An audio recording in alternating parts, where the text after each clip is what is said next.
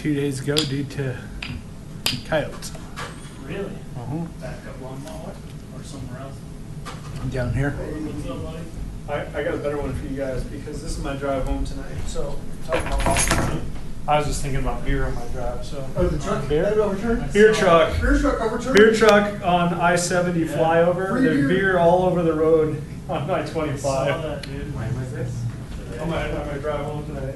Oh, you actually got to drive by Here's the it. beer truck. Here's the hub lanes were closed down, and there was beer in my lane as I drove through. I'm like, look at all the Was it beer. Budweiser or what was it? I don't know. It was a Pull over and gold snag a gold couple. case. It was a gold case, probably Coors. That sucks. I was like, yeah, he took the corner a little too fast and lost a lot of beer. No, that one that got hit by lightning, it didn't even burn her up. You just seen a brown burn. It just seemed like a brown burn mark like the grand cap, and that thing just dropped her right in the middle of the field. Just And I like, tried to- no metal, no nothing. How did that happen? Like dumb luck. It was Just like you dumb see the luck. fence, you hit the Like fence here. it's like you know, like when you hold the golf club like this, nothing like that. It just, That dumb beer all That's over. it. That's enough of you. Right there all over the road. by the time I got to, So then they I closed lost the the hub cap lane up here. because there were Just there was west some of- guy out there just right sweeping here up on the beer to east- get it out of the On the lane of southeast traffic. corner of Marshall Lake, and damn caps. We got had some cows with some pears up there. That damn cow got into it. Really? Yeah, I think it's bigger. I think it was a cat. To tell you the truth, I don't think it was a I coyote. didn't say a couple coyotes. I didn't tell you what, like a coyote and a calf that weighs like 260, 300 pounds. Coyote don't have a chance. Yeah, right. But if you have a cat, mountain lion or something, Quick. quick, brutal. And the deal is those mountain lions, they don't, they Was go it for the tore jugular. up? They go to the jugular and then they eat the back end of it. Is They that don't how pick it up. was? Yeah, that's what it was. They had a bunch of cool pictures. So there's $600 loss and it's a Factor in a little 1,600. bit of fire and heat. Beer. No, no, move down. Beer? But is it good beer? Beer and beef loss. Because it could be like rice beer and it's not good beer. All right, so, wait for Ron. I'm not gonna wait for him. Yeah, 'cause I know this works. He'll be here, but he can Pretty get close. All right, so let's call to order this meeting in PROSTAC July 20th, 2016. Ron Summer will hopefully be here. Sorry.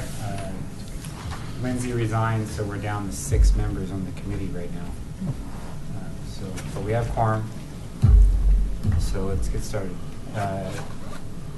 Agenda item number 1, we're going to see presentation on parcels, parts 1 and 2 of Superior Town Center.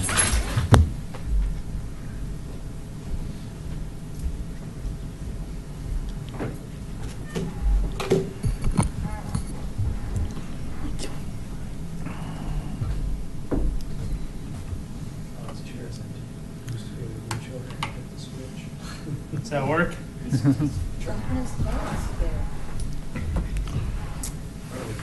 All right.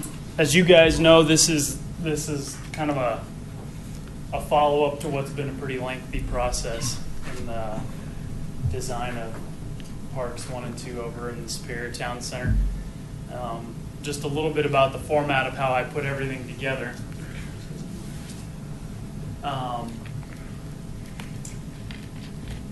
We'll kind of go at this in stages. I started realizing about 6 months ago that just due to the length of some of these projects, that it became more and more important to spell out the public engagement process that we're going through. And this is what this is. This is just kind of a brief reminder of where we've been and how we've gotten to where we're at now.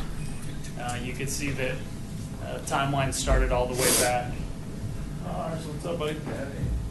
Timeline started all the way back 2014, actually with some dates prior to that when this committee started to do some of the big picture planning. But we have had a lot of questions about public engagement, so I did want to throw a slide in there. We've used this document internally just because sometimes we forget what our processes look like. But this I'm a pretty visual person, and this has seemed to help out quite a bit. So you can kind of see the meeting dates, you can see when we've gone to the board, and here we are in 16 we did the RFQ RFP process followed by the FDP, which we'll hopefully bring to the board here in August. Another quick reminder, this is the last time everybody saw this presentation. This was April of 2015. This work was done by Design Concepts. They did an unbelievable job with what they were tasked with, which was taking these kind of undefined parcels and starting to kind of blend them into a park. So I wanted to bring this back and let you guys know that we can kind of refer to it back and forth if you guys have questions. This design here didn't really factor in floodway or things like creek corridor sensitivity, anything like that. This was just kind of a first wag at how do we start to put a park together. If you'll kind of remember, when we very first started, these were homes right here. So once we kind of progress through the slide, you can start to see how this thing has really morphed, a lot of it through public feedback from the committees. And here's where we're at now. This is the revised Park 1 and 2. This has been put together factoring in everything from the floodways that we need to deal with, the amount of drop structures that we need to put in place between McCaslin and 36, accurate field dimensions, as well as some opportunities to enhance the trail network. And then you'll start to see some changes. Creekview Way, those of you who have kind of been following what is going on, this kind of flip-flopped. We made a pretty hard request to say, hey, we really probably should have a parking area next to, or at least a road next to the park. At one point, this was shown as the restaurant, and this was shown as a parking lot. Over the last several months, we've been able to work with the developer and say, well, hey, if you actually flip-flop those two, move the restaurant here, and put the parking lot here, you can actually get more square footage for a restaurant, and we achieve our parking drop-off loop that was such a big priority for this group and priority for the town board. Able to accommodate our restroom facility here at the top of the field. Able to work in the exterior trail and landscaping buffer that was talked about so much at the kind of OSAC and committee level. Able to accommodate still very passive use on park number 1. Significant work to enhance and stabilize the creek, including adding plant material. I have a slide that shows that. The dual trail on the north side and south side. Here's the north existing trail, south proposed trail. 2 underpasses under the bridge. Drop structures and creek crossings, which are required.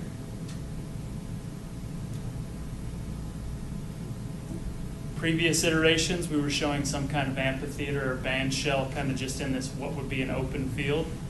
We heard a lot from trustees and from public feedback, the idea of having these community areas where you could just throw down a blanket and kind of be unobstructed. You didn't have to worry about a soccer ball or a football or a frisbee, kind of this placemaking idea, which is starting to become real popular.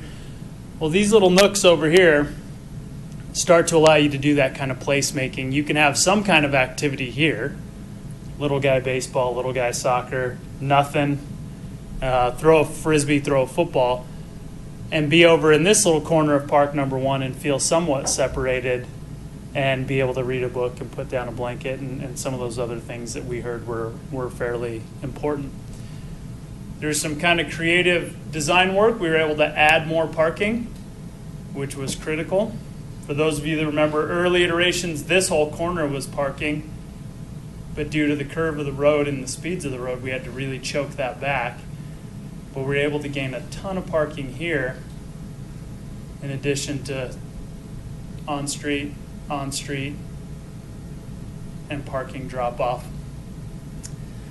This little area here, we thought design-wise would maybe make sense for a small, theater-type stage-type band shell.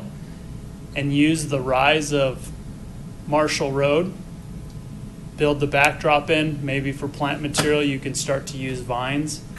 You could do maybe small Busker Fest type activities. You could do theater in the park. You could, some of our smaller, kid graduation activities that we do. Maybe, kids orchestra come and play. Real kids from down the marketplace come and have a place to perform. And then as we move through the presentation, I'll show you kind of all the proposed creek upgrades that we're thinking. This corner over here was kind of a previously unidentified corner. We weren't quite sure whose it was or what to do with it. Been able to incorporate this in, again, for more passive green space, maybe some outdoor education opportunities. One of the programmatic ideas we talked about was, maybe you bring in food trucks and then people could, eat down near the creek, or again, another place, maybe some kind of communal gardening here. Outdoor education areas, maybe we move some of our outdoor education classes into this area, make it more of an outdoor classroom. Before you move on, was there anything in the top left corner with the lake?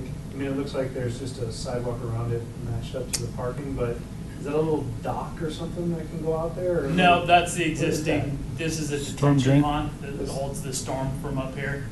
And this is just the existing pond. We will have some entry monumentation that would go up in the corner. If you guys kind of remember a little bit, we had shown a little bit of colored concrete and then a pavilion. Still maintaining and holding the pavilion entry by monumentation. But this detention here holds all the stormwater from the marketplace. Right. And then, excuse me, it would be piped under from here down into the creek. Interesting thing about Park 1 is it's now going to have to hold all the stormwater runoff from the Center Point project and potentially part of the hotel project. So we're now starting to see those other elements of development come in that really impact what we're going to do design-wise on Park 1 and 2. So it has been a bit of a moving target. But again, I think we've kind of come a long way from, well, here's a general shape, to we're starting to be able to say, this can happen, these sizes can go in. We're starting to understand the grade. This field will be elevated a little bit. You remember we had the Big retaining wall. this is still a retaining wall down in here, right? Because we're thinking kind of like this Wrigleyville seating, where you'd have a lot of rooftop patio seating. You'd have a big patio area here, where you can enjoy the sports activities, or you can come and just grab a bite while your kid's participating in a sporting event. But is there a pavilion in Park 1? Is it up there by the parking lot? And then is there any seating along the field, or only on that upper corner? You would have seating patio? here, and you would have banked in grass seating here, banked in grass seating here. Kind of like the seating at the Omaha World Series Little League Yeah, Stadium. or Pleasant View, Or where Pleasant it's View, where banked in it's just a banked and little you bit. sit. Pleasant View, is that what you're looking at? Not probably quite that steep, but you know how there's the grass kind of seating areas? Yeah. You know, when we looked at the feasibility of putting sandstone in the floodway and looking at the cost to put 3 sandstone rows, I mean, we were in material alone, we were starting to get this astronomical number. And it also, when you do that kind of seating, it really started to encroach on that field, excuse me, and it started to limit our run out areas, if you remember. The board was very strong in their thoughts about having this trail up here. So some of that big, previous iterations, we had this whole trail all the way around, but no trail here. So then you had a plain field and kind of a sensitive creek area. You can still accommodate a really good number of seats here. Plus, you're going to have the big stair steps that come down into the field. Are the stair steps reminiscent of Spanish steps. like at the Commons over in Broomfield? Jesus. Are they the kind of concrete step Well, downs? they're bigger than just steps, you know, Yep. but they're wide, so Yep. you could sit on them, Mhm. okay. And are you concerned at all that, the trustees seem to be pretty adamant that they wanted seating on rocks along there? Yeah, I think if we're to accommodate this trail, Then that's a then that trade-off. needs to go. And I think if there's really wanting to accommodate the largest field possible, that seating became pretty tough to work with and very cost prohibitive. It could always go back in if it's a strong desire, but the amount of raw material, we were in the hundreds of thousands just for seating, and it just seemed like if we could accommodate this trail and still get some seating, I think you'll still have a good number of seating. You gain rooftop seating and some kind of patio seating. I think we're in the ballpark. Aesthetically, it's different, though. You're absolutely right. And I think, staff and the consultant were prepared to explain it and answer it So as it comes up. back to the pavilion on parcel 1, Uh-huh. is there a better way to integrate that? It feels like it's in the parking lot. Mhm. And it feels like it's very I agree. I think we. disassociated from a park. I don't think I'd want to sit in that space. I feel like I'm sitting in my car. Yeah. Right. Is there a way to just move it across the tree line into that first zone, or just a Into little here? bit? Yeah, Yeah. absolutely. It's Yeah, It's I agree. I agree with you on that. I absolutely agree with you. I think we need to move it in the park. Make everybody feel safe rather than somebody speeding around the park. somebody can still sit out on a blanket or something, but at least there's a zone and a little breakout zone for that pavilion versus right now it feels like it's in the parking lot and I gotta go through and into the park. I think some of the placement from that was, this really becomes kind of the de facto trailhead for the Cold Creek Trail. We've talked a lot Right. about that. And maybe having your restrooms and, potential restroom and just kind of prep area up here. But you can absolutely, and you could this may be another spot that makes sense, where it's a confluence of kind of all three It areas. just needs to move in. Well, somehow. Sure. if we have any questions now, let's ask those, but let's wait for the rest of the Oh, I'm presentation sorry. for Am I comments. jumping ahead? Well, I just want to make sure we can all. Yeah, get comments, and so let's get through it. And then we'll go through all the recommendations, and I think we'll start to capture them. Sorry. But no, I think just don't forget when we get to the end that comment's on the list. Do you want? Yeah, right here where the parking is, right there by the restaurant. What is that parking going to be like off of Creek View Way that you said go back towards your right in there? Is it going to be The loop. the loop? Is it going to be like what we have now at Community Park, that type of loop, or is it going to be spaced like we're actual parking, more than 20 spots? No, What are we I don't know going to the look exact at? number of spots. My guess Square is it's not going footage. to be very big. This will actually have to be in a revised Be FDP. mostly handicapped, I would assume. I think you're probably right. You'll have a parking structure here. Yeah. You have the That's parking where the parking here. structure is now? Because wasn't the parking Because- structure down, like basically at the bottom of the graph? You'll still have the MOB parking over here, correct? Yeah, but no, George, I think probably pretty small. Are we Um, talking like bus loop wise, where a school bus be able to get Oh, through yeah. at 66 passengers? Oh, yeah. I think something you'd like be that, able or- to get a decent sized bus in there, maybe a 40 to 50 lot. Yeah. What we were ultimately trying to accommodate is the board was really, really adamant about that drop off with direct access to the field and then being able to go park. But yeah, not a ton. We're still, just due to the location restrictions here, you still don't have that immediate big parking lot right off of the athletic complex. Well, yeah, and I think we start to, at the end, mark all these kind of questions down, including that one. So what we started kind of, as we were going through the design, we really started to realize that Coal Creek was the element that tied all this together. That you can actually make the creek the center point and the focal point, and then you've just kind of got these parks on the side. So a big part of this project will be cleaning up and taking the braided creek corridor now, which I think you guys have heard me talk about this. This was all pre-flood. So this is completely different.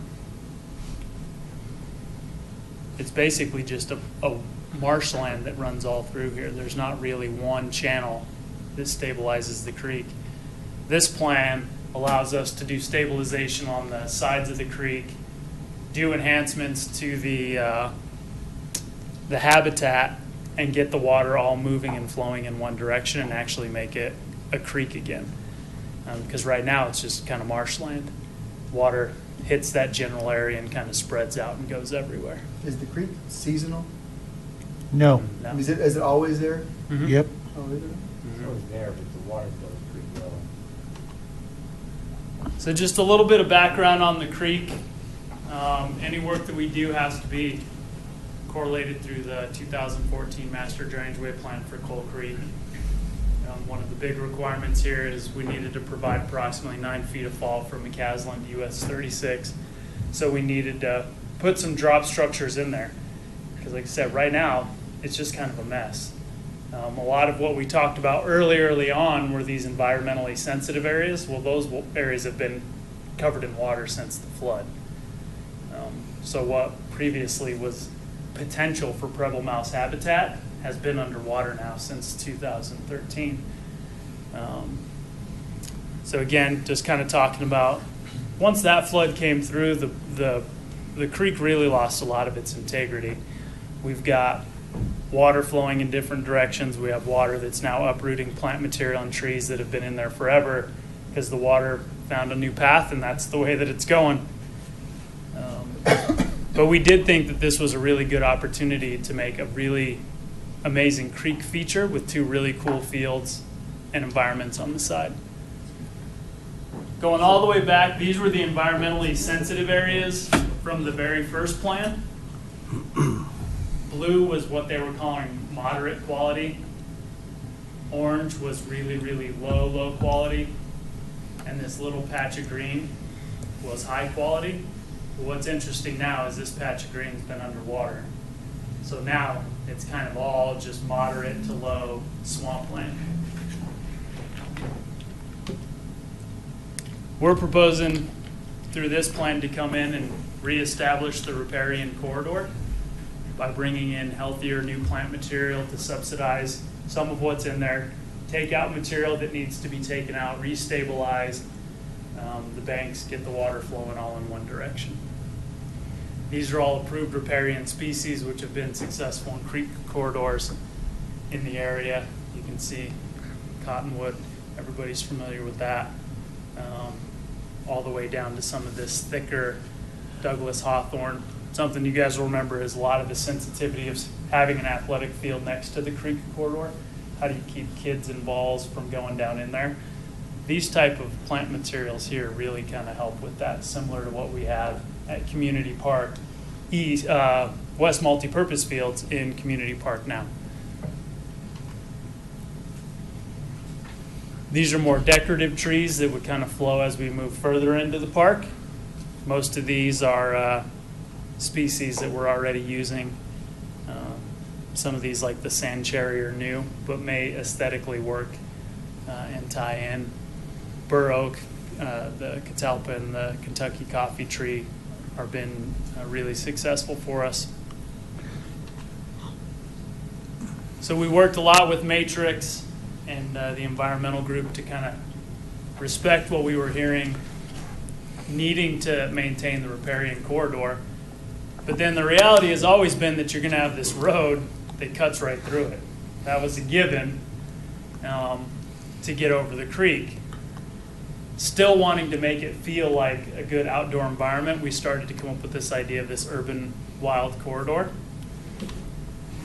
But you can see the natural riparian corridor, there are ways that you can do small enhancement through rock placement, drop structures, boulders. Now obviously this is a natural setting, but we wanted to include some of the boulders and seating to really show that you can have these private secluded areas along the creek and what would otherwise be this really urban area. I think we kind of heard from the trustees and the community in OSAC for sure that there was this need to preserve this great amenity, and this is, through these natural riparian corridor areas, a way to do that. And then in this urban wild corridor, you know you're going to have things like bridges, walkways, where people are going to be really close, but you can do some formalizing and landscaping, drop structures, concrete walks, but still have it feel like it's a good, healthy outdoor environment and a place that people are going to feel safe and people want to attend.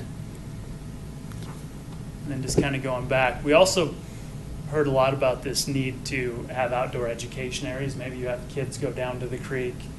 We knew it was going to happen anyway. I think there was a lot of back and forth on, well, can you go into the creek? Is it environmentally sensitive? People will always be able to go down into the creek unless we were to put a fence around it and call it some kind of private property. So the thought with some of this is formalize the areas, give kids and people a place to go, or they're going to naturally create these social areas to go. Then you have to deal with banks breaking down. Maybe we start to put trash cans in there as opposed to having people leave trash down in there on their own. So just kind of quickly going back, and I don't know if you guys want to look at previous recommendations or if we want to kind of jump right into it. But I did with OSAC bring up all previous recommendations just as a reminder of what's been thrown around. Maybe things have changed since then. But PROSTAC, since you guys were so instrumental in this, if you remember, we came up with the entire 5 parks and then presented them as one final plan to the Board of Trustees. This group didn't spend a ton of time specific to Park 1 and 2. We spent a ton of time on Park number 3. And we put all of our eggs and a lot of thought and energy into how we were going to handle Park 3, which is over by BVI below the cemetery. But I did go back through and find a couple of specific recommendations to these parks. You can see very early on, 2012, we started talking about the need for an open turf area with runouts. Felt that the field would contribute to the vitality of the town center. Maybe it's a place that people come to visit in the future. Maybe it helps out existing residents. We were short on field space. Again, very, very early on, PROSTAC, you guys were very proactive in saying that you wanted to participate in land use designation, indoor space needs, Coal Creek corridor, and trails access throughout this project. And then here we are in 14. This group came forward with the unanimous recommendation to bring forward all 5 parks as they were presented, which included going all the way back. This was part of that. So again, we spent way more time discussing Little Park number 4, if you guys remember that park, Village Green, and Park number 3, because those 2 parks were the ones that we had to split the decision making with the developer. Where these ones, they said, this is on the town, you guys make the decisions. So I think, if I'm recalling, we had a comfort level with the decisions in here. Whereas with those ones, we really wanted to make sure that our voices were being heard with the developer. Now, OSAC, on the other hand,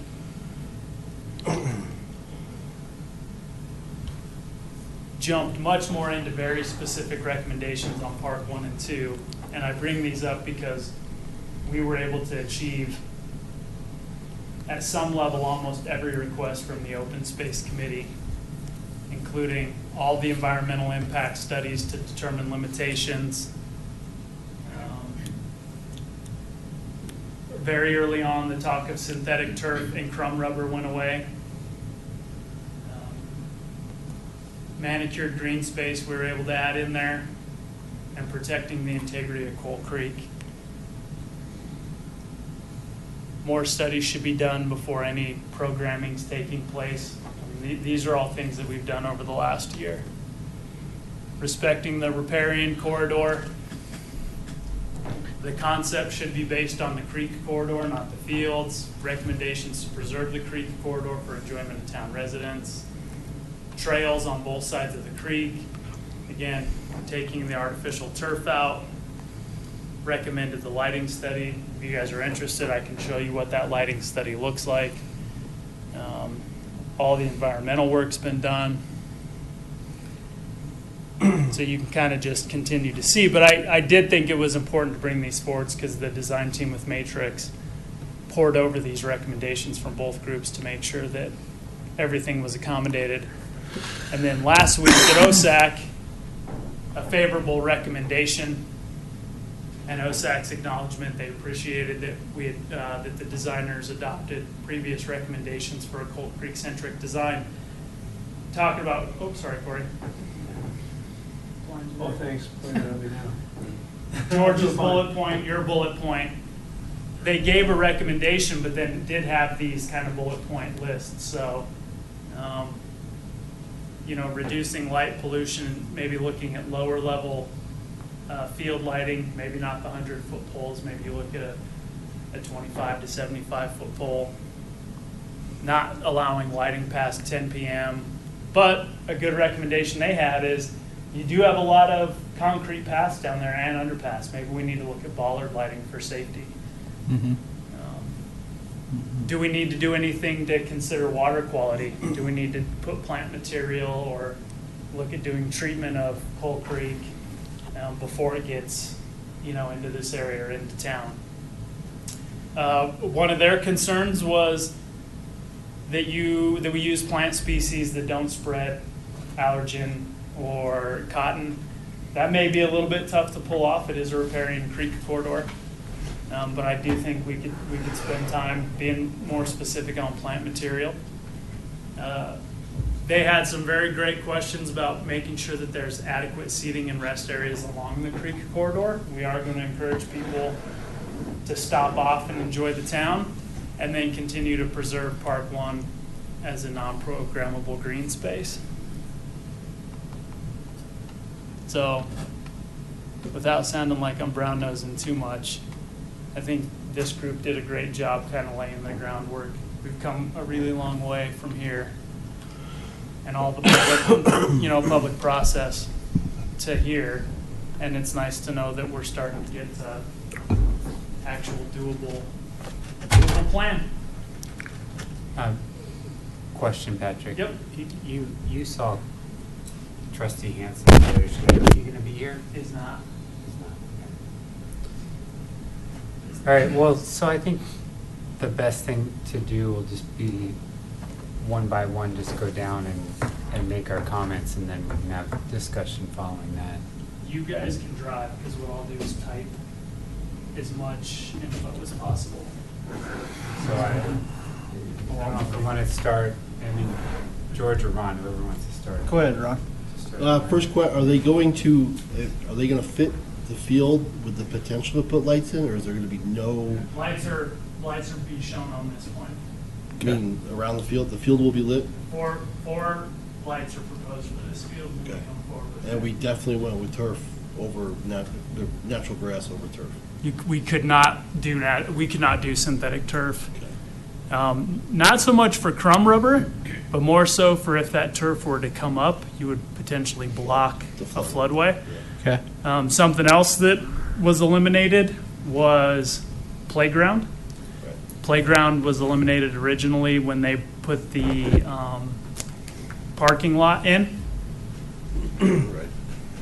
We do have the opportunity for maybe an outdoor playground down here. What we learned is providing any solid structure that close to the creek corridor that may trap or block things from moving downstream.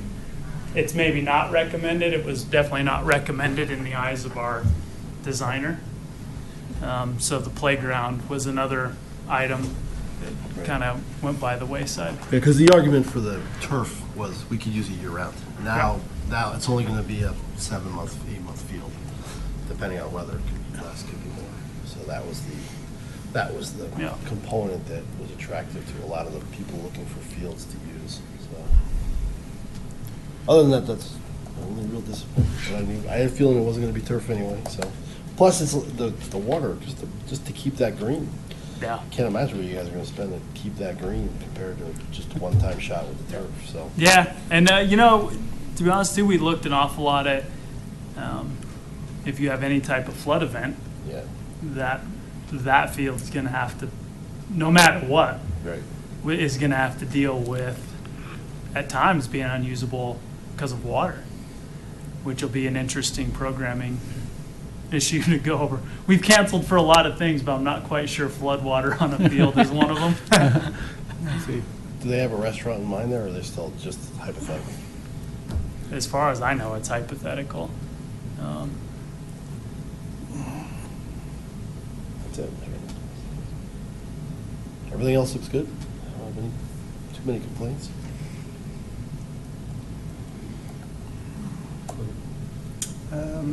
My only comments are, I agree, the pavilion kind of, sitting in the parking lot,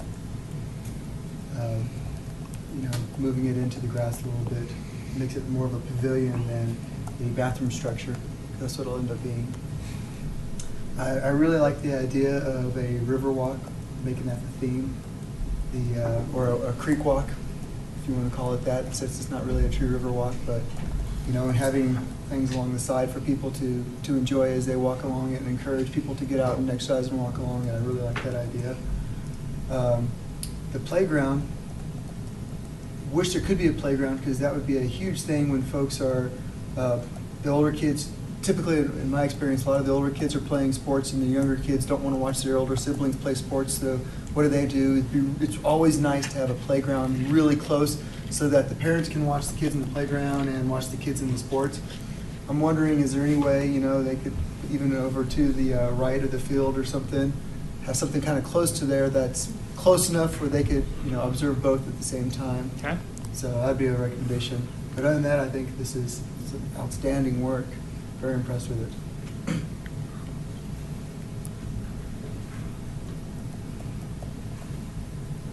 Sandy? I guess I'm next. The field on this side, it's got that baseball diamond sitting in there. It's not lined or anything, Mark, it's just that you could put some little kid baseball on there, because I continue to worry about Size it. perspective. Size reference. Yeah, okay. And we actually had a Okay. request from OSAC to no longer show it. Yeah, I have a rendering without it, but I didn't want to show this group anything that I didn't show the other group. But so that's like Little League size? Or probably even a midget? little bit smaller. Okay, And again, no backstop. okay, and is Because that, backstop would become another entrapment kind of area for. I know that's kind of premature, but is that, would that be program space, or is that sort of more ad hoc space, or we're just not there yet? I think it'd be a policy discussion. Okay, If I'm kind of recalling all the conversations that I've been a part of, the gist has always been passive on Park 1, programmable on Park 2. Okay. And OSAC wanted to reiterate that. I think some of their requests to remove those lines is that Yeah, very point. It's on one of the other slides, that was Right. one of the recommendations, not to program. Not to program? Not to program. Yeah, one. they said that. It was on one of the other slides. yeah, I mean, if the intention is that we're not going to program that, I think it gives a false impression to people who might be baseball interested, because they would be excited about it. I mean, I would be excited about it if I had little kids that played baseball, and it's a pretty space for them to be able to play little kid baseball. So if we don't want it to happen there, I don't want anybody to get a false excitement about it. I really don't like that pavilion sitting up in the middle of the parking lot. I just want to reiterate that. I agree with Corbett. We really do need the little playground of some type, so that, that's a huge necessity when you got a play field somewhere for little kids to play. So even if it's, some swings and one play, it doesn't have to be a monster, but I think it needs to be there. I'm still concerned about the drop-off area. I would like to see it be truly a drop-off area with no parking. similar to the circle that's at the Brookfield Commons. So people really cannot stop there. I mean, other than to drop people off, because if you get parking in there, then it gets all crazy. So, you know, I would say even handicap parking shouldn't be in there. Make it truly a drop-off area. And that's huge, because people are gonna be grumbling because they gotta park in the parking garage, blah, blah, blah. So if at least they can drop off equipment. And then I really love the idea of making that creek corridor actually somewhere, place that kids will go down and play, and setting that, because if we aren't active in that, they're gonna do it anyway. So let's take advantage of that and do it right, so that we're not going back and fixing it later. Last question is, what's the size on that field, on the competitive field? If you switch back, it should be the same 70 size. by 120 by 70. No, that was the original recommendation. I think we're at 210 by 400, as big as we can get. So regulations, rugby, soccer? All of it. I don't know. Okay. We so- aimed, if I remember, we kind of aimed for the biggest playable space out there, Okay, which was like, I don't remember if it was ultimate or rugby, whichever one was bigger, and then Okay. we worked backwards from there. But big, as Okay. big as we can get it. yeah, I just didn't know whether it was gonna meet all the needs that we had folks looking for. And is there seating around all sides of the field? It looks like there's maybe down on the far corner down here, the trail's gonna come right up against the field. But other than that, theoretically, you could carry your chair down and sit on any side of the field.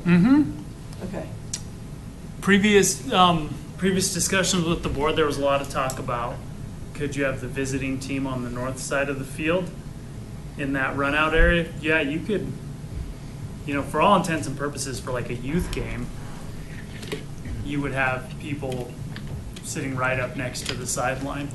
You know, if it were some kind of bigger organized something, you know, you'd be able to get people on the south side of the field, and maybe a handful of people up by that trail on the north side that's really close. But yeah, it's just not formalized. Okay. We're not building any structures or showing any structures at this and time. so is the vision then that if you had teams here, that both teams are on one side of the field?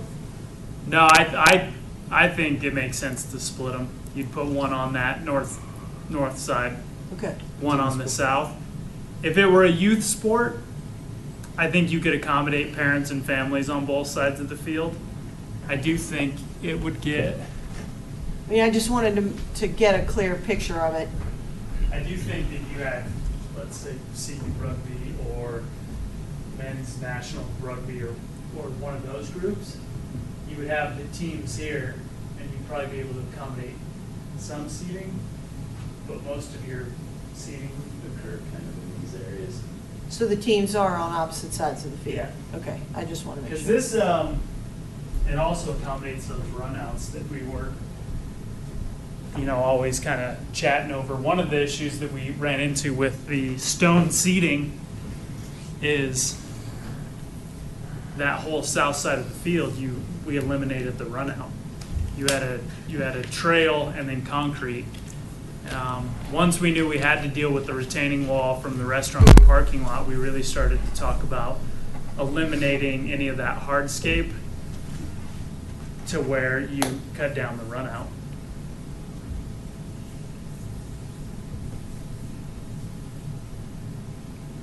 Okay, that does it for me. Okay. I mean, I gotta be honest, there's only really two changes here that I really like. One is the creek corridor improvements and making that as really an accessible amenity rather than the way it is now.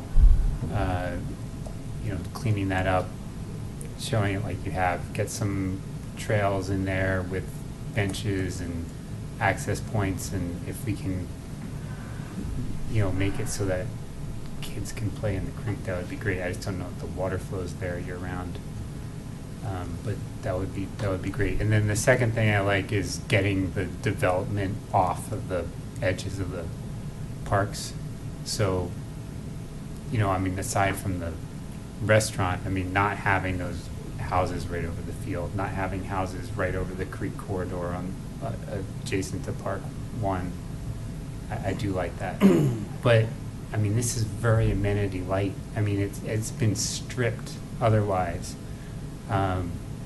You know, I agree that the pavilion needs to come, in Park 1, needs to come down here. I think there needs to be a pavilion or a playground on the eastern end of the field, if at all possible, and that would be, I believe, outside the flood zone Those are detention ponds over there. here. Yeah, those are existing Well, detention. what about like right here Sure. in this corner? I mean, I think there needs a pavilion somewhere in here. Whether an it's add-on to- whether it's kind of tucked into the tree line of the creek corridor or something, there needs to be a pavilion, at least one, on Park 2. And then if we can't get a playground like in here, there should be some type of smaller playground, like say in here in Park 1.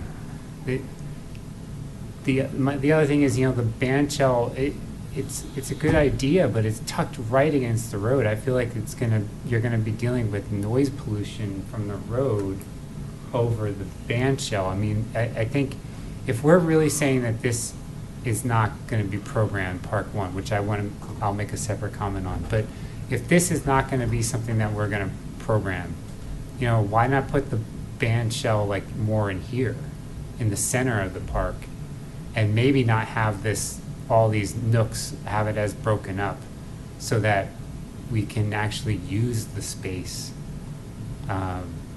You know, and maybe it won't be a defined use, but the way it's broken up right now, I just feel like we have all this parking. The intent was good to get all this parking. We have all this parking, but for what? Because the field, the parking garage is going to be closer to the field than all this.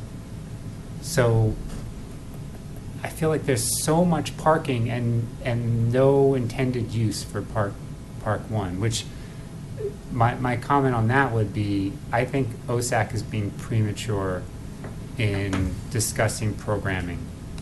I think that's a separate discussion that needs to be had of whether or not Park 1 is going to be programmed, what time lights are going to be turned off on the field in Park 2. I mean, yes, that conversation needs to be had, but I think we're commenting on the design right now. We're not commenting on the intended use. But that's just me. I mean,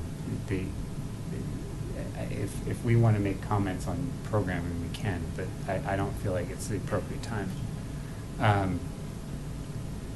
So, I mean, that's my concerns, is the amenities are gone, essentially. I mean, it's kind of like what happened to the school parcel park before there was extra funding to add stuff back in, but I mean, we really got stripped down from the original versions. And I feel like right now it's like you have a turf field or a playing field, but as Ron pointed out, only used for a little over half the year. So what is this park going to be used for? Otherwise? I think the big thing to remember is that it's in a floodway. So you can't put things in that are going to obstruct. I understand that, but that's what I'm saying. I mean, if we got like a little playground like here, Sure. or here, those aren't in the floodway, correct? Correct. Yeah. You know, and is there a place that the band shell could be moved away from the road that's not in the floodway? I mean, I understand that, and I agree. You know, if respect the floodway, we're not looking to put amenities in there, but that doesn't mean that we can't have those amenities in parks at all. I agree. Yeah. I'm just saying that you asked why they were moved, and that's why they were moved. I get why they were I get the reason why they should be moved, but removed entirely, I'm a little confused on. Sure. But isn't it, based on the way I'm hearing what you said, the creek becomes the draw. The creek becomes the draw. So that would be, I Yeah. mean, because there really isn't anywhere in town that you could go Right. and play in a creek. But again. So that is, seasonal. That's the man. that is the amenity Yeah. that's going through Right. there. And kids play in Yeah. water You can have, I mean, you could 365 days a put, year if you'll let them. So Play- that the- was sort of the intent. the Okay. playground playground or pavilion could go where we're showing the open space for even the little, where the baseball diamond's shown now. I think when we went back and looked at comments from the board and the committees, that started to shape this. We can absolutely make recommendations. You know, we didn't have a pavilion ever shown on Park 2, but we can add one in. I'm pretty sure there was at one point a version of Park 2 that had a pavilion like up here. There's a Right, but if you playground. remember, the board asked us to remove Okay. all But those again, amenities. remove versus move, and that's Remove. where, yeah. remove. So I hear what you're saying, and I totally get it. And I think where some of, even the comments about, you know, programming, a lot of why we're showing Park 1 passive is because that seemed to be the direction we got from the board. But I think the committees make whatever recommendations, because we'll need to, the board will see it on the 8th, and then we'll try to turn it around. So the more information the board has about what you guys want to see as a committee, you know, if I can kind of give a little bit of insight on what the changes are, but definitely I don't want to discourage. And I'm not the comments. I'm not necessarily suggesting that Park 1 should be programmed, and we can even say it shouldn't be. But that doesn't mean, again, that it should be stripped of all amenities. I mean, maybe we're not going to be playing any ball sports in Park 1, but I think there should be some type of amenity, whether it be playground or a better location of the band shell so it can actually be utilized. So that's my comment. I got kind of a question / comment. I mean, I see where they're getting at about whether the field is programmable or not, in the sense that that's going to affect design. If you are designing that with the intention to make it, you know, programmable, you're not going to alter that as much. You're going to try to keep the overall. But if it's not, then you may put a playground in there or some other amenity because you have no intention to use that for any other purpose. So it could influence design. So maybe it's not too premature to start thinking about that in that regard, at least.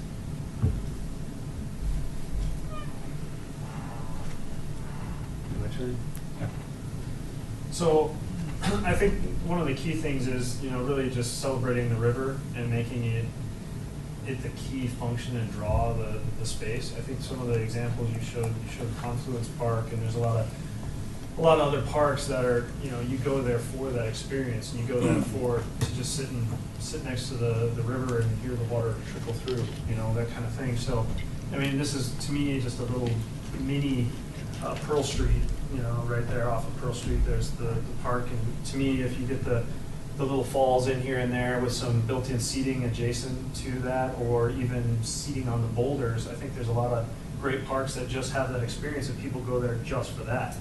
And whether it has a playground there or not, I mean, one of the things that I'm seeing around the neighborhood or around the town is that we have a lot of playgrounds, but they're all smaller, or they're the really big one at Community Park, and so it's like that balance, and we just keep adding other little pieces in here. If we put a playground near the river, you kind of lose that experience of sitting and kind of experiencing the river.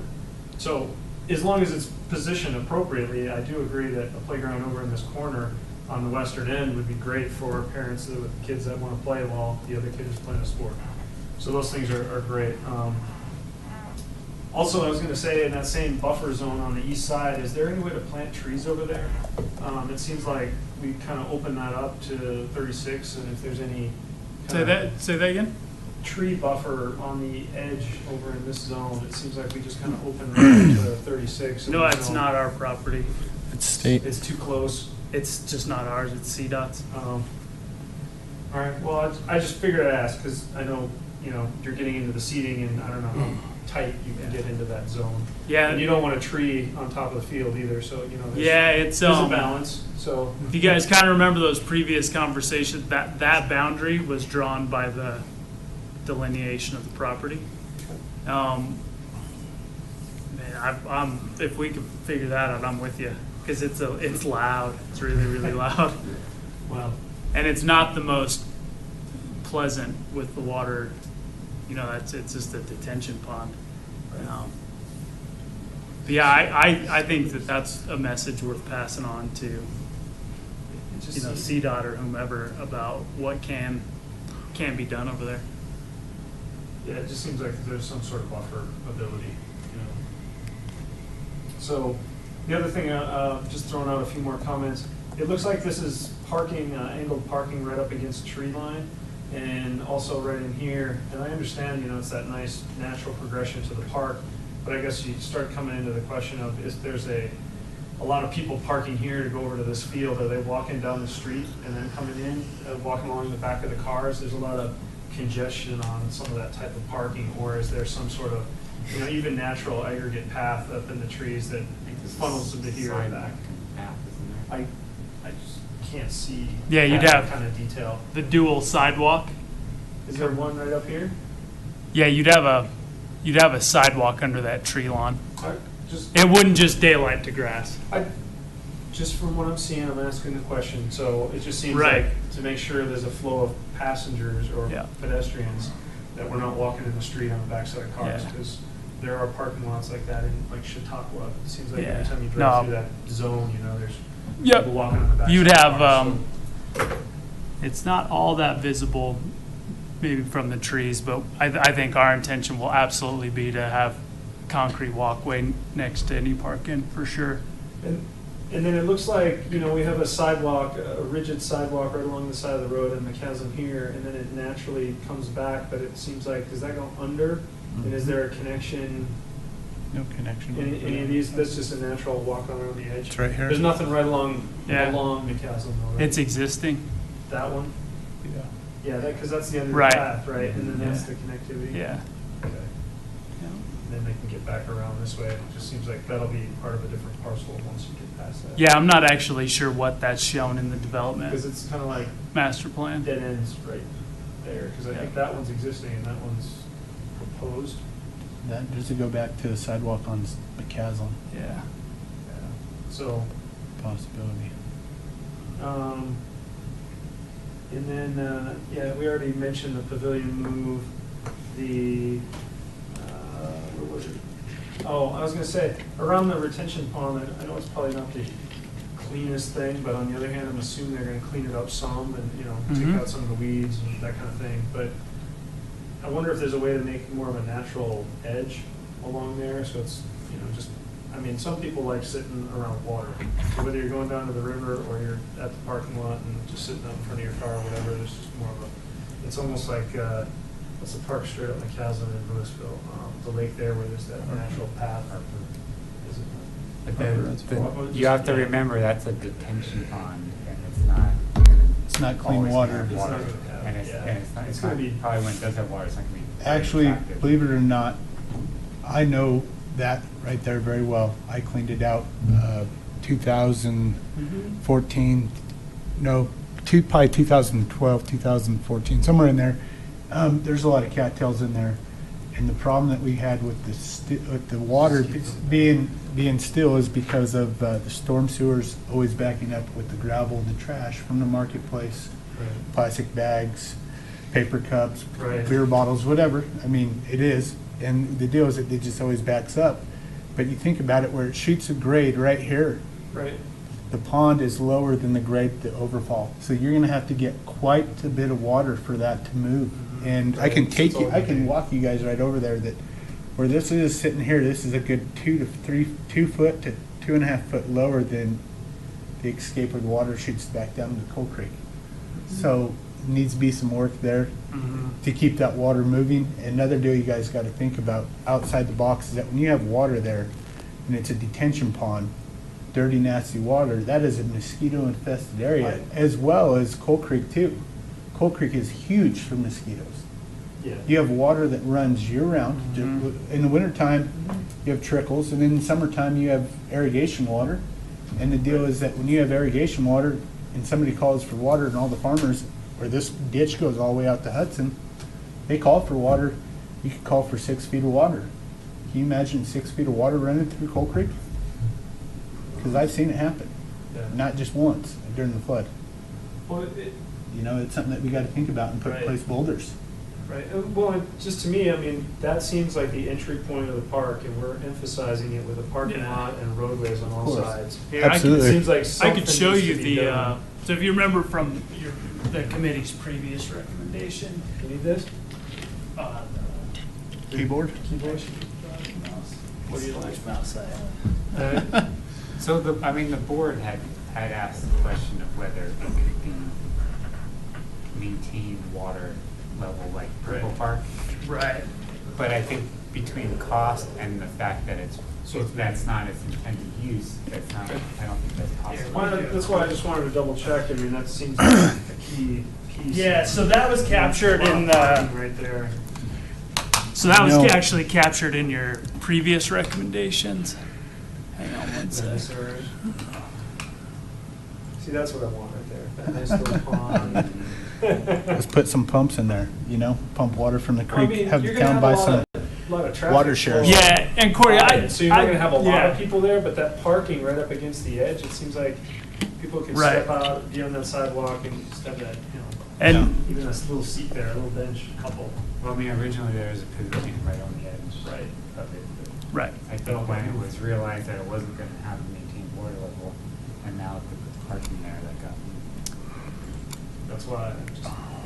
Yeah, and I apologize, because some of this stuff has been captured in your previous recommendations, so let's kind of do it quick. Sorry, you told me to hold my comments until the end, so I was looking at all the pieces while I was waiting. Smart, very smart, very smart, very smart. Let me see if I've got the, We're in construction documents here, I want to know the width of that path. Absolutely. Make it happen. gotta go back a couple of years now.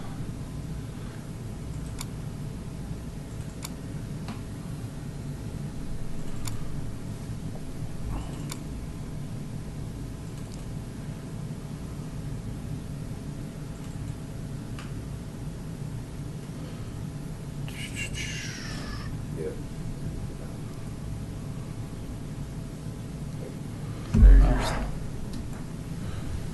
So, McCaslin grade, Right. so several feet below. Upgraded plant material? But they're still planning on upgrading the plant material around it or not? Oh, absolutely. Okay. Yeah, it was, Yeah, so and again, that was still have it. captured in your previous, so nothing, yeah, it's in there. So this is a add-on to what the group had previously recommended, which was captured in that master plan. Okay. Yeah, They're gonna have to move a lot of dirt to get that slope. absolutely. They're gonna have to move a lot of dirt. Well, because this is- it's- Yeah, like right here, you're gonna have to move a lot of dirt to get that captured, just like that. There's McCaslin, you have to move a lot of dirt to get that degree angle, Added in? to add it in, lots of yards, because it's not like that right now. Right. It dumps down there. It dumps. And here's a down good, there. this will be, you can see the grade of, you know, if you guys remember, this is the field. That's the field. Yeah. And this is kind of the grade we were generally dealing with. So when we're talking, What are we gonna do for handicap access to the field? We talking? You'd have is it a ramps. Are we having Yeah. ramps and You'd stairs? ramp right here. So this corner bolt down here is pretty consistent with this slope. Are we just gonna have one access ramp, or is there gonna be two? Well, these will all be, these will all be ADA. These are all ADA Okay. sloped paths, Yes. which will lead under, and then you'll have your access here and here. Okay. There, and there with stairs. You'll have access there.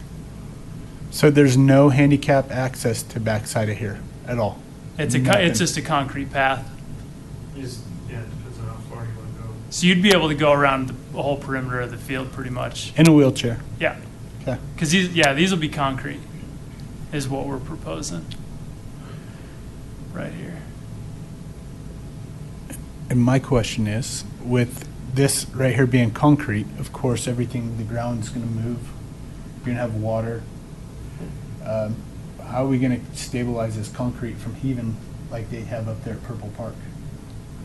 Keep the concrete from moving. It's a problem, There's a no problem matter throughout what here. town. Doesn't matter where you are in It's gonna be Superior, that's going Yeah. I mean, Well, they can because do actually- subsurface scrap, but I mean, you Are can we- only dig down so far. Absolutely, before you hit water. So the key deal is when you put this in concrete and you do this construction, I hope that they're smart enough and the engineers are smart enough to start construction in the middle of winter when the water table is low, not during the middle of springtime or summer where the water table is high and you're going to get soft soil ground. Therefore, your concrete is going to shift and move. I Do you we guys- have- That's a we have timeline to issue, make- though. yeah, I mean, this is just recommendation of what it is. And Yeah. to me, I think concrete is much better than the crusher fines, especially down at this lower elevation, because with the water running through there, at least the concrete will be maintained. If you put crusher fines in there, they'll just wash out. Yeah. I mean, we can't really Concrete concern trails were a ourselves with previous that. recommendation of the That board. level of detail, I mean, that's And a staff. I understand job that's a to- staff to- decision, but honestly, that's a lot of money. That's a lot of money we're talking, putting concrete in, Yeah. you know? And the deal is, are we paying for the concrete and the trails to go around, or is it the developer? Who's paying for the trails to go in? This will be reimbursable through the TIF and then open space fund. Open Down near space the fund? creek. Creek restoration will be open space Okay. fund, possibly with urban drainage. I got two more real quick. I do like the idea of moving that pavilion over some. I understand the breaking down the space and giving you a lot of different spaces, but I kind of do agree that that seems tucked in there, and I don't know, maybe it's just looking at the shape of that and where it's tucked into the corner right up against the road, but I don't know, maybe it works, but that's you know, they could recommend that, and if they think it works best there, that's fine. But I understand if you get it out in here, you have more of that space. And then just, this is probably outside the park, but there's no more turn into these, Yeah, it's just outside the scope of this project. Gotcha. sorry, just, you got an image up there, I ask questions. Well, yeah, because, I mean, there's going to be a hotel here. That's Right. or proposed. So But that's why the roadway and the parking came way down here because of that turn. So that That's right. means you can only have an access maybe way up here and probably not off of up here unless you have. I will let you know that within the next couple months, you'll see some very well-baked FTPs. Yep, Yeah. kind of figured. Okay, I'll stop there for now. That's all I can think of. But you are right, we're currently working with, how do you landscape? There'll be an FTP coming forward for Marshall Extension.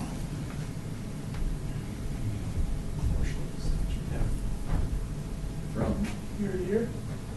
That'll be coming forward quick. Center point's approved, so those documents, you can see the turn in and the access here. And then more than likely, if this is being proposed, this is being proposed now because this will come forward. Well, where is the roundabout? It's gonna be up Way- farther I know up. it's Way gonna up be here. off, down here. but, Here-ish. yeah, I mean, I was just trying to get a general sense. It's in the O. It's in the Right O. around where the O is, okay. I just couldn't, Planned it for you. my brain wasn't calculating where it was, so. Yeah, because the in the O. current turn-in's like right here, Okay. and it's going to be below that, south of that. Yes, you can see kind of the temporariness of what's out there now for Creek View Way. But overall, I think it's, you know, the whole park is about the river, and it's very reminiscent of downtown Boulder at the library. There's a little green space, there's a parking area, people can get parked there and get on the trails and go out into, you know, open space or back into Louisville. I think it's got its kind of character established by the river, and it's, yeah, whether that's mosquitoes or not, that's what it is. Absolutely. It's a crit, What's center definitely point? the Did I crit miss that? nature, not a river. What's center point? That's the It's Center Point is dental. I think- Starbucks, Starbucks. probably Starbucks, like a Firehouse Jimmy subs. Firehouse, cell Where's service, it gonna and go? something Where else. the arena is now? Yeah, It's gonna go over right here, No, closer to the street though. right up Right here, there. right in Right here, where That the yeah. was this way, and then there was parking on the backside. No, there's parking on this side. Not taking Old Chicago, I mean, it's still this side of Old Chicago and the, Right next to McCaslin, yeah. Right next to Yeah, it. it's There's the, like it's the four big open buildings. vacant spot. Four Yeah. tenants that go in there. That lot, like, kind of south of Briggs Plus. which is Yeah. Like, currently where like, the kinda like a- turn-ins are like around it, and there's a lot. kind of the parking lot for the arena right now. the What's old that? days. You're last on this. Well, I know I'm last, West and I of got that some good is questions to that. ask. Right, the lot, there's a lot there, Some right? huge, huge. It's fine. All right, George, comments? Yeah, when you get a sec, Patrick, can you go back to that map? Let's just flip back, we'll go back to center point, that's off the. That's fine. parcel. So I- Yeah, we need to move I didn't- along. All right, We're turning for it, my quick so. question is, since we have this right here, which is a band, which is like for musical instruments and have concerts, and I have to agree with Peter, nobody's gonna really want to, I mean, you got cars traveling right here, so if we do move it, let's move it over here to this corner where musicians can drop off their equipment or amplifiers or speakers, whatever they need to drop off, put it here. Think about it, let's be smart. Who's gonna want to carry musical instruments from parking here to here? So let's Except- make this right there so you can drop it off. Yeah, Right because there. then you're dual Because then you're using the saying that field. you can't use the field because you're having like a concert. Yeah. Well, So I mean, if so you put it, even if though you if put it like it's- right here, Yeah. and then your seating is this field, the parking lot's like right behind it, but it's at least spaced away from the roads. But we're talking premature here where we don't know if this is gonna be a scheduled field or not. Well, we could make that determination like OSAC Or- did right now, if we want to, and say, since the intention is that park will be unprogrammed, we feel that there's a better use for this space, and that use would be Or- leave the open field area, but move the band shell like where these trees are. You know, If we move the flip it, pavilion Putting it on So- the down, corner. down there. We could put it, if you kind of remember, Wow. this is where it always been shown originally for portable stage events. Yeah, and that's pretty much where the trustees appear to have wanted it over in the park on this side, not on the field side, so that you, There was Yeah. concern at the time of having it too close to McCaslin. yeah. But I mean, So- they didn't want the amphitheater over on the field with the playing field. Can They you go back wanted to it your- Right. over in the other park. What I would think is if you're gonna put it there, put it down here in the bottom where people could have their grab a bite to eat, or could grab a beer and listen to somebody play music. And you think about it, you have a drop off and you pick up where people drop off, and that's about it. And then what about this area right here? You wanna eliminate, right, you don't want no handicap parking right here, is that correct, Sandy? You said you I don't don't wanna want see any any? parking there. No parking there at all? So why don't we push this out a little bit farther and make this for handicap parking? Could we do that, Patrick? Yeah, you just. That's I mean, I'm is not this- sure. I mean, whether- let's You're move eliminating that. seating space along the field. Well, I think you gotta remember if we're referring back is the, It drops Drops off in off. the grade. but So- George, I'm not at all sure. Maybe what we could do is go back and look at that FDP, or I could have Alex maybe attend one, because I'm not sure what the ratios of I mean, handicap spots if you don't want no are. parking here, and you're gonna make everybody park here, it's gonna be a son of a Parking gun, spaces here. right here. Yeah. It's gonna be a son of a gun to have access for wheelchair, for disabled people. I No mean- one's gonna wanna wheel across the street. You could to go to the have park. the first like 2 or 3 spots here handicap, the first 2 or 3 spots here handicap, you- and then But I they're think right next handicap to the really- That's a good point sidewalks. about having to go across. Absolutely, you have to go across the street. Nobody in the wheelchairs wanna worry about getting hit by traffic over here. So let's make handicap parking somewhere around here. True. My you can guess have is a- there's you gotta can be have a few here, but you requirement. could Let's still have a few think, here let's and they think can some common go sense here. under. You don't want some disabled kid in a motorized wheelchair getting hit by a car coming through there. If you're true saying that there's a trail right there that'll tie you back into this, that's your restroom, and then there's got to be Yeah. a path down. So you could easily take out, if that's 15 spots, you could make 3 of them handicap, and you're only gonna, for 3 spots, you'll maybe lose 2. What? Two do you- regular Do you spots. know, I mean, there's a legal requirement. isn't Absolutely, there? I think For there has to parks, be. it's different. I mean, I Oh. know for buildings, but I really don't know. for Every parks. every conversation we've had, we've been pretty cognizant of it, but I think we note it. Honestly, I For think we sure. should make a note and find out if we can make this handicap parking. Because let's think about it, no one's going to wheel across this street in a motorized wheelchair and worry about getting hit. And I slightly disagree with the comment on this lot right here. I think that it's large, it looks large enough that you could have a drop-off lane, but also accommodate either handicap or large vehicle parking. Absolutely. Like, and no regular parking, but you could have special parking as well as drop-off lane. I'm cool. I think Like in school bus there. parking? Yeah, School like bus you could have a parking. large, like a school bus. Park it there, get the kids off, Yeah. keep it there. and hang. Yeah, I'm Equipment, cool with so like- that. so I you just can have don't want parking- people coming in and out. You can have constantly. maintenance I don't- parking you're gonna right have there. No people get regular hit. parking. You can Because have you gotta maintenance have the parking. drop-off. The drop-off has to go next to the sidewalk. You don't want the drop-off, and then you have to walk through Yeah, like I parking think you could spaces. have your drop off like here, and then you could have like a large vehicle parking along And a there. couple Trees. And maybe a handicap couple parking or something, handicap like yeah. tucked in there. I see it as So- Uber roundabouts, when people are drinking over at the restaurant, they can get their. Get their And the Uber. deal, so if you add like 3 handicap parking spots there, are you gonna add any over here on this side? It's all based on the Well, I think we gotta requirement. deal with whatever the legal requirement is. So let's look into It's probably that. gonna have like 4. I mean, I Let's- assume you guys will take care of whatever the legal requirement And, is. and the other deal is, you're talking about lights, right? Yep, on On, part 2, on part 2, right here. yep. So we're gonna have four lights, right? Probably one at 4 of them right here Yeah. at each corner of the field, and they're gonna be low level. You said, right, roughly? I don't, It'd be one of the 150 foot? recommendations was not to look at like the 100 whatever foot 100 and a poles quarter. at Community, Yeah. but they do have lower level poles with more projected LED lighting. But there are lights that would light the field, so you could play after dark. Oh, yeah, Yeah. yeah. And that's what we'll show at the FDP level. So having any type of lights here on the baseball field is out the window? We did not hear from the board that they were interested in lighting on that. Can we make a recommendation where if it's gonna be a programmable field, to have Little League Baseball or T-ball underneath the lights to make kids, Good. have a dream of actually playing in the big leagues, what it would be feeling like to play underneath the lights That- for little kids? The only thing I will say about that field is it can never have a backstop. Yeah. That's the only problem with that Well, if field. you think about it, you could use that else for soccer, you could use it for whatever, football, But does the Yeah. park close at dusk? I mean, except for when they have games? I mean, isn't that?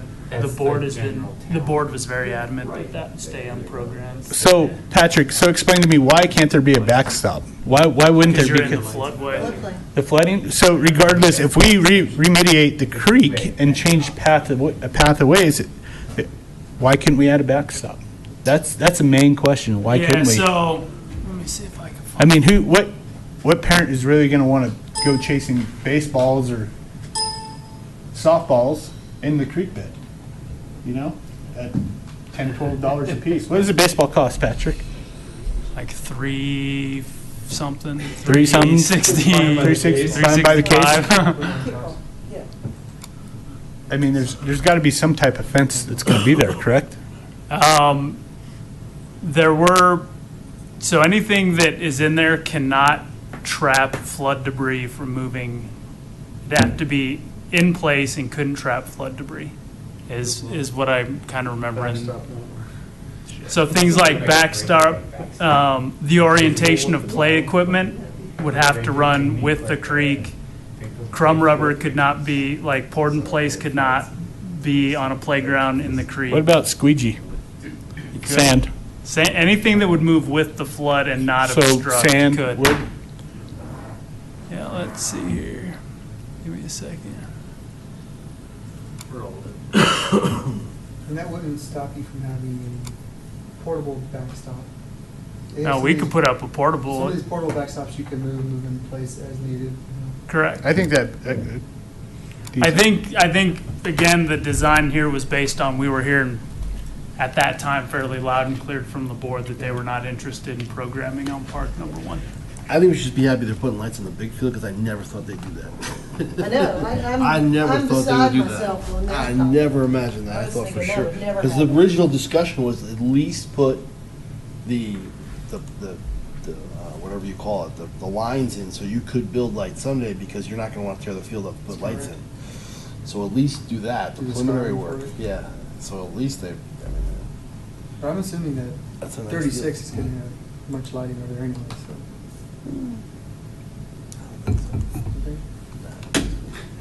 All It's gonna be right. loud, it's just not gonna, it's not gonna be late. So this, so red is the floodway. Let's see, that's not the best one. Floodplain? Floodway. That's huge.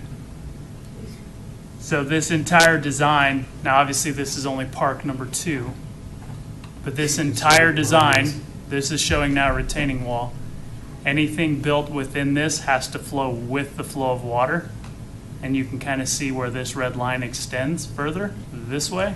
If you draw that imaginary line across park number 1, anything within these red lines, so again, if we're just kind of imagining those lines flowing back, has to be able to convey water with the flow of the creek and not prohibit water from moving in that An direction. amphitheater would do that? Amphitheater's concrete. It would just hit it and go right around it. So some of the placement of the amphitheater down here, one, there was the natural backdrop. Definitely, we talked a lot about sound because we understand that there was going to be sound.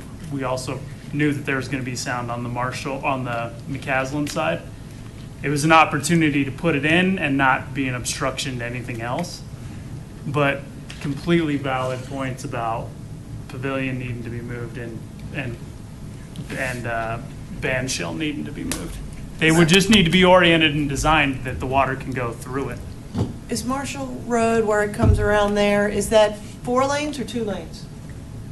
You know, Sandy, I don't know that I've got a really solid answer for you over the bridge. Okay, yeah, I just wondered, because that 4 lanes has more cars, more noise. I just was curious which it was. You know, we talked a little bit about if you had a little bit of an elevated, Crossover bridge. like something coming off of the side of the bridge that blocked the sound from coming down, and then you planted like ivy that crawled over it, Yeah. that you'd maybe be able. Yeah, I mean, I think if you go all the way back to our early conversations, you're between 36, Marshall Road, and McCaslin. yeah. Is it an area that you're going to be able to really enjoy that kind of activity anyway? Yeah.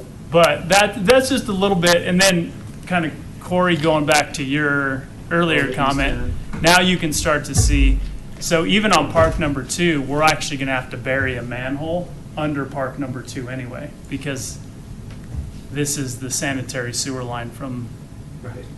and then you can very quickly Force main. see, right here is the Another parameter of what this project is, right there. Right. So yeah, it's, That answers your amenity question, Peter. and then if you That remember, answers why there can't be any amenities. Well, and even. right, You can't put Was it parks right there, there you where the can't do park- anything. Well, So- but, I mean, you'd have, maybe not a playground there, but can you put a pavilion there that Has some the type of water would shelter? flow Sure. through? we just had never shown a pavilion on Park 2. So, but we can absolutely put one on. Yeah. Well, I totally We agree. need to wrap this up. So, do we need, I mean, are the comments enough, or do we need to make a recommendation? Well, let me kind of tell you what I think. George, I think, why don't you finish up, because we kind of cut you off Well, to tell mid-comment. you the truth, the only thing my concern would be the parking for the handicap and to move the concert stadium where there'd be no noise. So probably maybe Yeah. somewhere Or closer to Park 1, Minimize. minimize, probably maybe move it Yeah. closer, a little bit closer in that little triangle spot right on the back side of Park 1. Here, sorry about And- that, guys. And then Squeeze that right out on. about the park benches down by the creek, like down through here, if there's gonna be any place rocks, you know? It's feasible, and also if you're gonna put trash cans there, how are you gonna keep the wildlife out of the trash? Raccoons, skunks, bears, No. You know, that's another thing you guys gotta think about. Are they gonna be animal-proof trash cans that we're gonna have to look into, like the city of Boulder has, like bear-proof trash cans? Because there are bears around here. There's cats around here. I know because I just lost a cow up there by Marshall Lake. Lost a cat due to a mountain lion. So we're talking less than a half a mile from the town hall here. Let's look into this stuff. Yeah, I mean, that level of detail will, I'm sure will get covered in the FDP. That's not where we're at right now, but certainly valid concerns. Absolutely, it's a valid concern. I believe it is. So I don't have no other further questions or comments other than the parking. What are we gonna do about the parking? And let's get into that later on, I guess, during the discussion, when it comes farther down the line. All right, so the major themes I think I'm starting to capture is move the pavilion from the parking area down into the grass. There seems to be general consensus of liking improvements to the creek, but needing to add some kind of playground somewhere. Or, we can say play elements rather than playground. Yeah, and okay. So let me kind of. We'll zip line over the river. Or, Oh, you know, Absolutely, play absolutely. Why not? Let's do it. So move Play. Zip line Play from like equipment. Park 1 to like Park 2. Absolutely. Go Park. across. From the parking garage to Park 1, that'd be Yeah. awesome. All right, move pavilion on Park 1 to grass area. Get you there. I know, that's what I'm saying, top of the park, Add there's your learning play. area. Add play features on Park 2 was kind of what I was hearing. If possible, Okay. and Add play features if not to possible in Park Park 2, potentially in Park 1. 2. When the kids go down and play in the creek. Park 1's gonna be your warm-up area. That's wrong, teams are gonna go warm up. Park 1's gonna be where the teams warm up. Relocate performance area. Yeah, to Okay. a more central location within Park 1. Relocate performance area to central location. And I would probably make the comment to minimize The way it looks like, the way it's designed, noise I don't know pollution from roadway. how the water would flow around that anyways if it's in concrete. Well, if you look at the floodplain and it was going like this, it's gonna go around each side. So is the back, It's like, gonna go this way. back and here where the musicians are back against concrete, go playing this way, what, how's it They're, going? they're You would playing out play, that way. yeah. They They're would playing that play way, out but that the way. water's gonna go The that water- way yeah. and that way. The water's gonna hit that corner and flow Right, either. and then it's a little They're bit tough hoping. to see. They're hoping that the was water's gonna get here. designing something here to filter that noise, but I think it's completely valid to move it and design it. And we let I mean, the it seems like designers do even- what they do and say, build us a performance space. in And water. if they say that it can't be done because of grade or whatever, then we'll have to revisit it, but that would. Oh, I think they could do it. I think that's our. It almost preference, seems right? like you'd end up with a play field here, a play field here, and a space here for, if you put the band shell there, you know, you get Yeah. like 3 distinct areas. Plus, if the band shell's not being used, you can lay down a blanket, or the ball field, you can still, these are still kind of broken down. Yeah. You know, but if you take out all those trees, then yeah, you have a big open field somewhere. Well, yeah. All right, so move pavilion on Park 1 to grass area, add play feature to Park 2 if possible. If not, move to Park 1. Relocate performance area to central location on Park 1. Make considerations for handicap parking.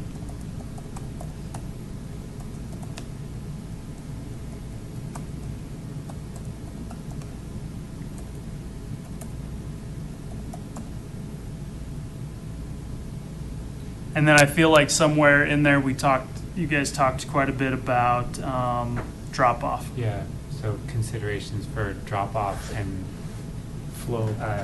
like a large vehicle parking, like a school, like a bus.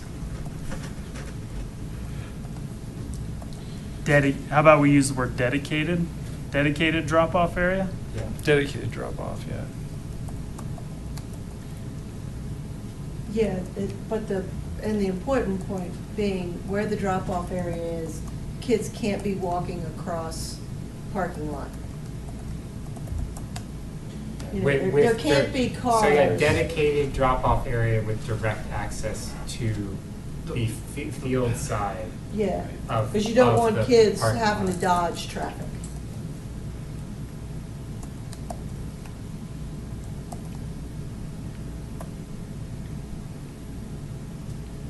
Get some warmed up for the game. Oh. I'll play Yeah, Friday. right. You and Friday. I want to take it on that. Move pavilion, okay, so just quick recap, move pavilion on Park 1 to grass area, add play features to Park 2 if possible, if not, locate on Park 1, relocate performance space to central location within Park 1, make consideration for handicap parking, I'm gonna put in all areas. Make considerations for dedicated drop-off and large vehicle parking with direct access to the playing field on Park 2.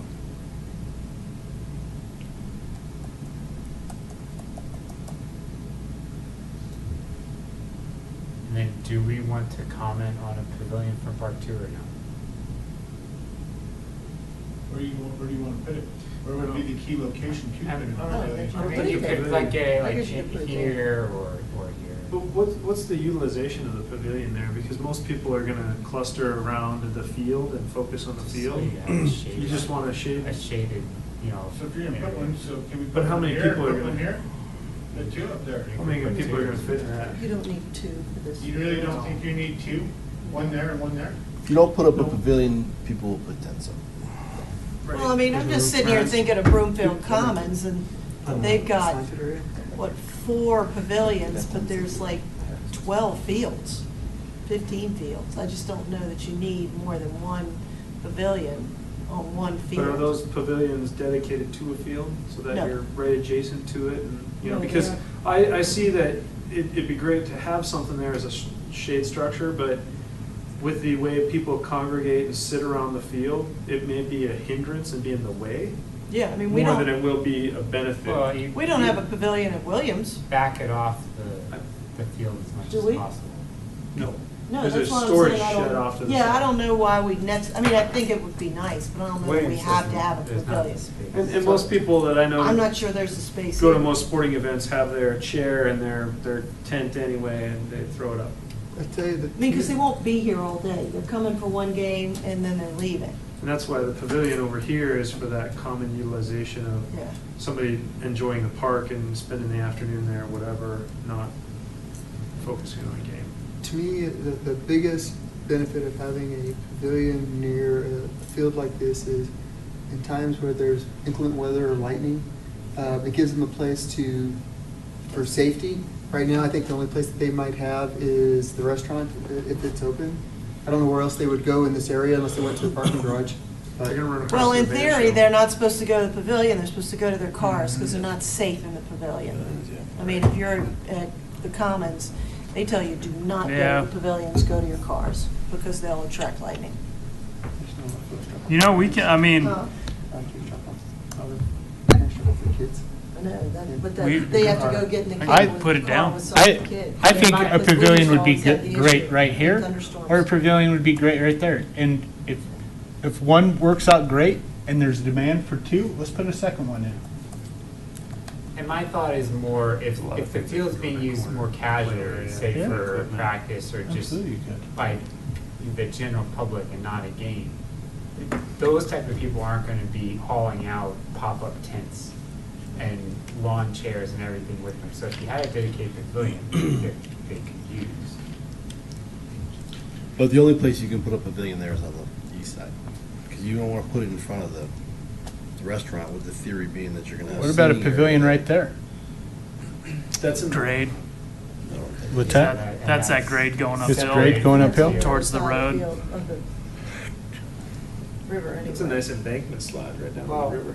Maybe we should put a few slides. That would right be there. sweet. Water slide, maybe a water slide, slip and Well, slide. embankment slide when it's raining, it's. Yeah, absolutely. And You know? it would run water from the creek. Yeah, Like absolutely. catch stuff. Run water from the creek up to the slide. We're So good good to to go. Anything else? Yeah, Yeah, keep exactly. it going here.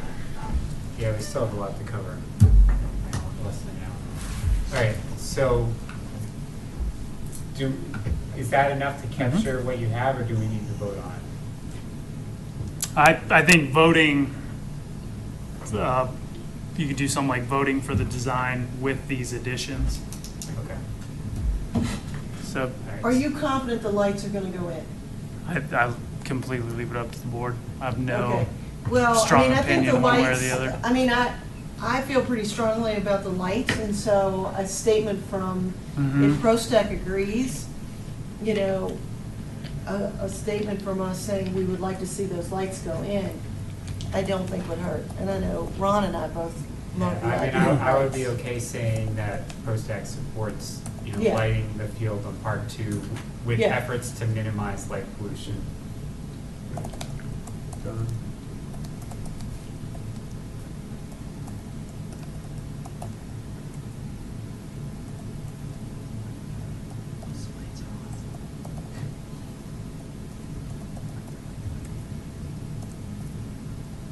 Really cool LED lights now Yeah. for fields. Very efficient and really nice. So I'll make a motion to support the design as proposed with with consideration for the changes Recommendation. noted in the comments. Do we have a second? A second. Discussion? All in favor? Passes unanimously. And again, great job. If you figure we've been talking about this for 4 years. So, Okay.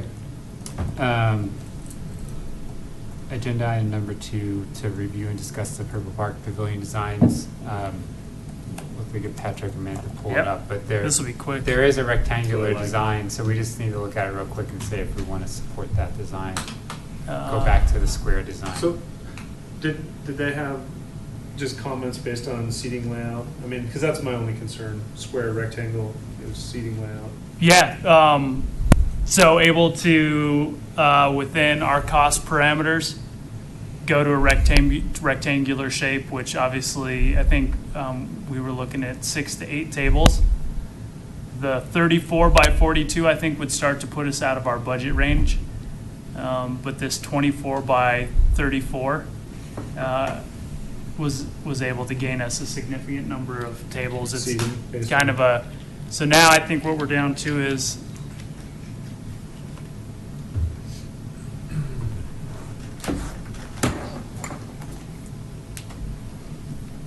this is what's That lovely.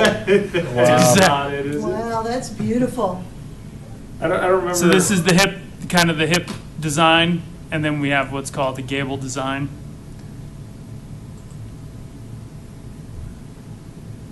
And Those are then just we had images, consensus right? of doing the stone wrap, so you can can see hip design, Wow.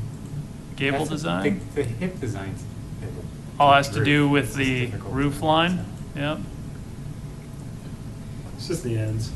Yeah. I just rotate the ends and have the same fish all the way around. And then we agreed last time that we would do the half wrap with faux stone. So now it's just, I just wanted to bring this back. We didn't have a vote on it last time because the vote was to go rectangular. So it's a 10-week turnaround. So we would, if there's a vote tonight, we need to get this designed, and then I'll work with the board to bring it before the town board, since it's a contract agreement with the construction company over 25,000. We would need the board's input. Well, I mean, I would support the 24, what was it, 24 by 32 with the hip design roof and the stone wrap 24 by 34. 24 by 34. That's what I would. The biggest thing is we can And do we have to pick roof color? But you get more Or shade. just say with the match gable, the don't you? green, the existing green roof as More closely as shade with the possible? peaked roof. Yep. And they do have You can see here's kind of the, Paint It's just hard to see what it looks like. there's one of our pavilions right there.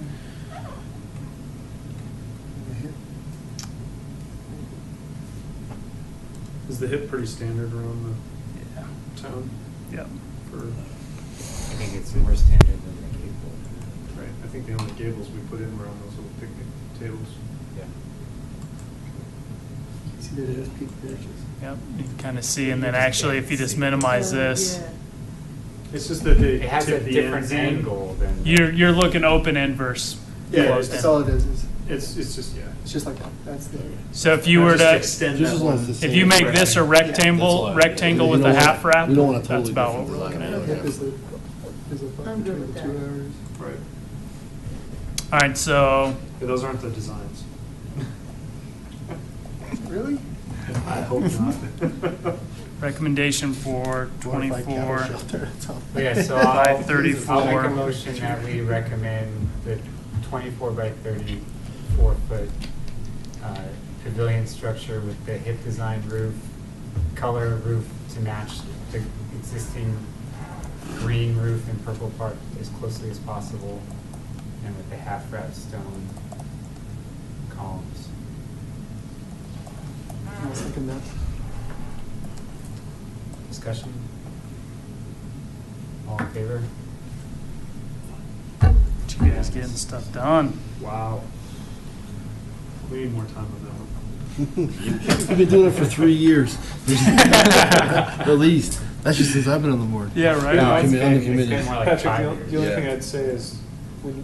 put You together voted. the- I'm just When kidding. you put together the package for the board, though, if you can make sure that there's a plan with some table layout, because that's really, to me, the key Oh, of yeah. whether it's a rectangle or square. It just, Yep. yeah. And I would recommend whenever we can get that on the agenda that this group, Attend. well, my guess is the board will want to hear the presentation from this group. You But, need to yep. start getting those computer animated videos, so you have like the tables and people like carrying cakes. We, the flyover, the 3D flyover. Is, I can do that. all right. It is still in the same location we've always been talking about, right? Where's the location? I don't even know where location is. It's by the volleyball. Yeah, by the existing sand volleyball, Okay. kind of to the. Just to the west of the pool. Nope. Quite a bit Purple west. Park. Parking lot at Purple Pitkin Park. Park. So the, you know where the parking lot is? Yeah. It's right It's next kind of to to like the it's- northeast of the parking lot by the existing sand volleyball court. Okay. In between that and the Rob's house. What's that road there? Pitkin. Pitkin. Pickens. Yes. The corner of Pitkin and Rock Creek. Yeah. Okay. All right, agenda item number 3, recommendation for open space and trail priorities to Boulder County. Do you have last year's? Yeah, and actually, I was able to dig around. We haven't received the formal request yet from the county to submit, but I think it's smart to kind of get ahead of the game. We don't need to finalize this tonight. I don't think. We just But, need to take a look at it.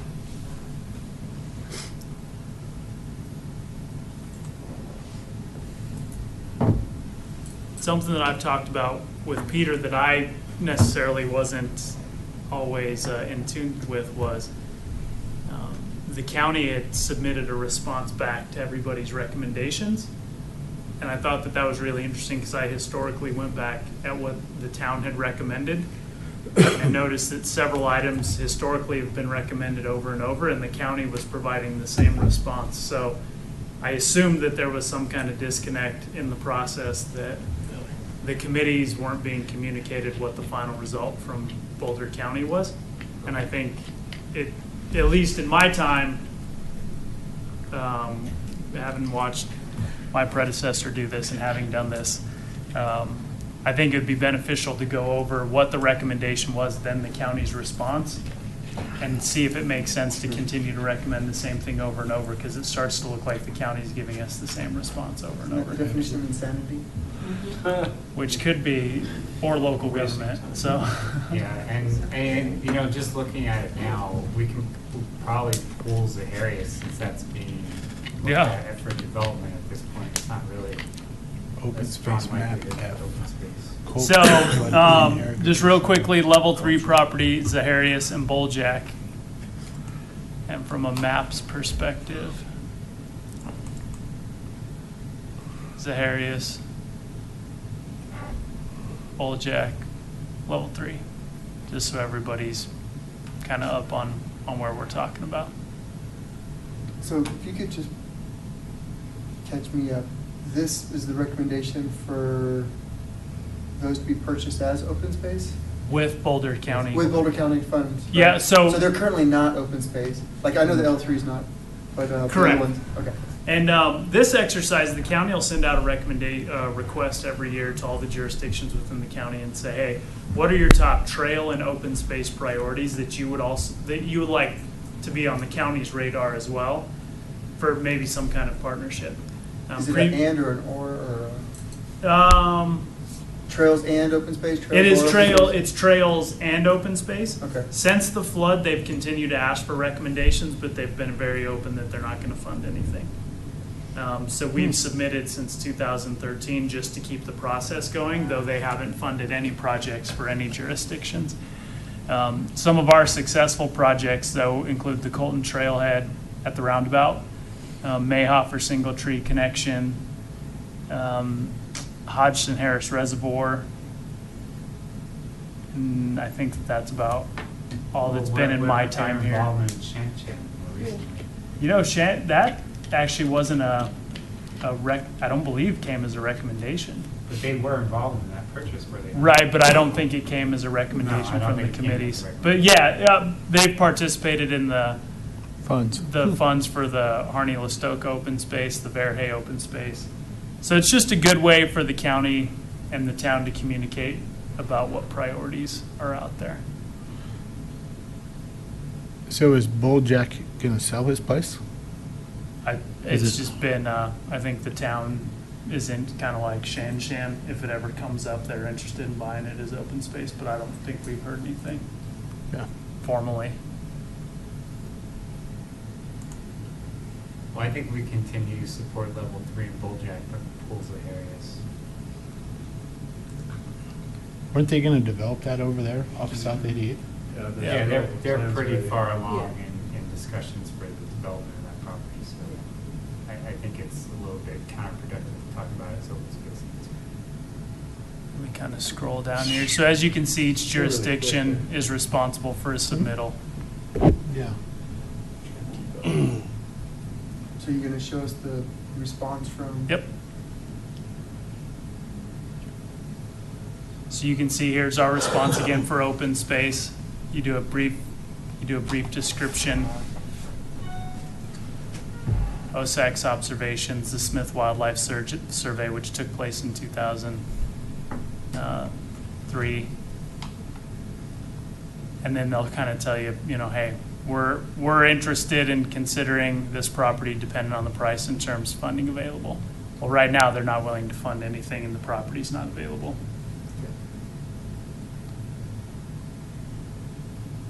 Zaharias, Boulder County has no acquisition plans in this area.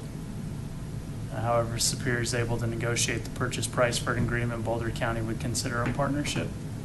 Well, now, Zaharias is looking like it's going to be brought forward as a residential development. So Boljack, again, description, location. County's willing to consider participating depending on the price and terms. It's not up for sale right now, and the county doesn't have the funds to contribute.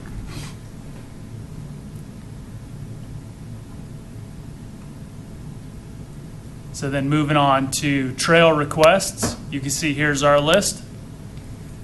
Trail connection from the proposed US 36 underpass at Davidson Mason with the crossing of Marshall Road to link to Mayhofer Singletree. Trail connection added to Meadowlark Trail at westernmost point to link with Colton Trail to the south. And then a link tie in the Shan property with the Meadowlark Trail. Improve the surface and safety of the Colton Trail to be consistent with the Meadowlark Trail. Link Mayhofer Singletree to Coal Creek Regional Trail. add access to Meadowlark Trail off McCaslin Boulevard North to existing Meadowlark. What was the one you skipped? You skipped one. The one down the 128. Colton Trail, the 128. Oh, okay.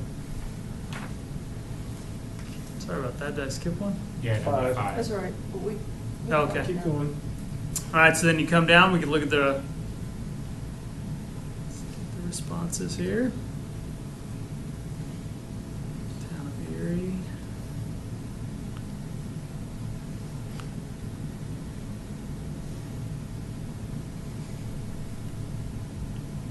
So here's US 36 underpass at Davidson Mesa. It's just acknowledging that they've met with Louisville and the town, which some of you in this group will remember we discussed briefly last year. And there still is some interest in trying to come up with a solution to connect to Davidson Mesa underpass safely across Marshall Road into county's open space. So I think if this group's interested, it may still be worth the recommendation because I think it's still out there. Town is considering applying for a Dr. Cog grant, maybe to look at doing some kind of underpass feasibility study to do an underpass under Marshall Road. That way people can safely come out of the Davidson Mesa underpass, find a grade, and continue to go under Marshall Road instead of having to cross it. Trail connect from Meadowlark Trail at a westernmost point to Colton. You can see the county's response here. The western alignment was evaluated and rejected as part of the corridor management plan. Difficult or impossible to meet federal, county, and city design guidelines, potential negative impacts to wildlife. So I think that that's probably an item that you guys may want to consider taking off. What is TRSUP in that middle column? Oh, supports or trail? Wasn't that support, SUP?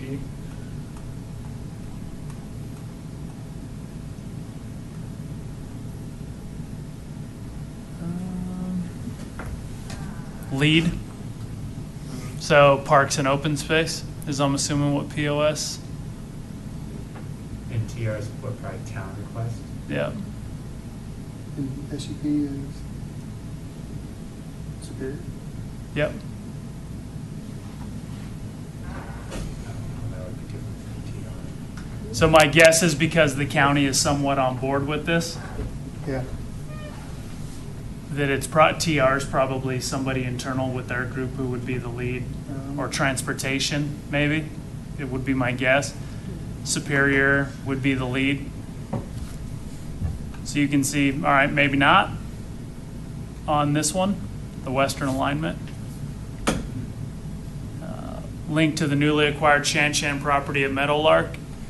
This wasn't identified in the master plan,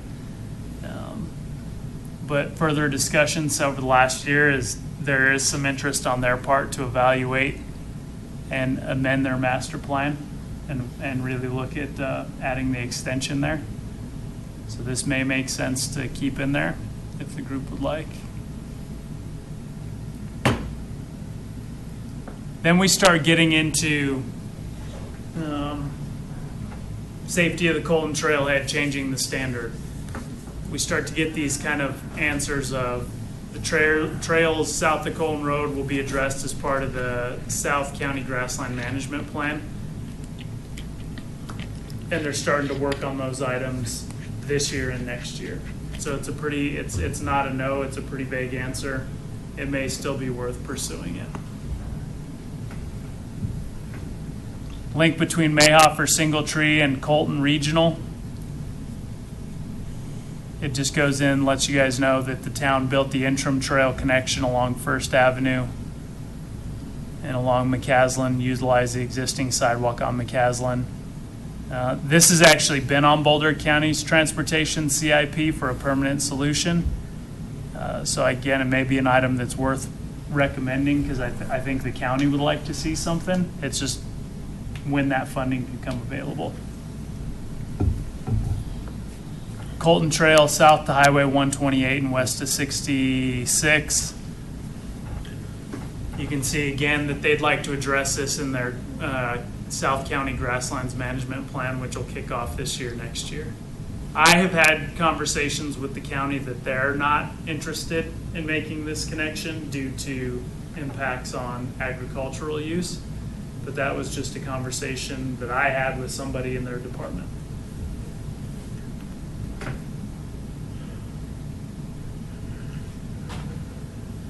Add an access of the Meadowlark Trail off McCaslin Boulevard between High Plains Drive and Christensen. As you guys know, they have continued to kind of shut this down. They had a representative from the county come speak to OSAC this year. I think I've provided to you guys in an email their bullet points on why they don't think this is a successful trail location.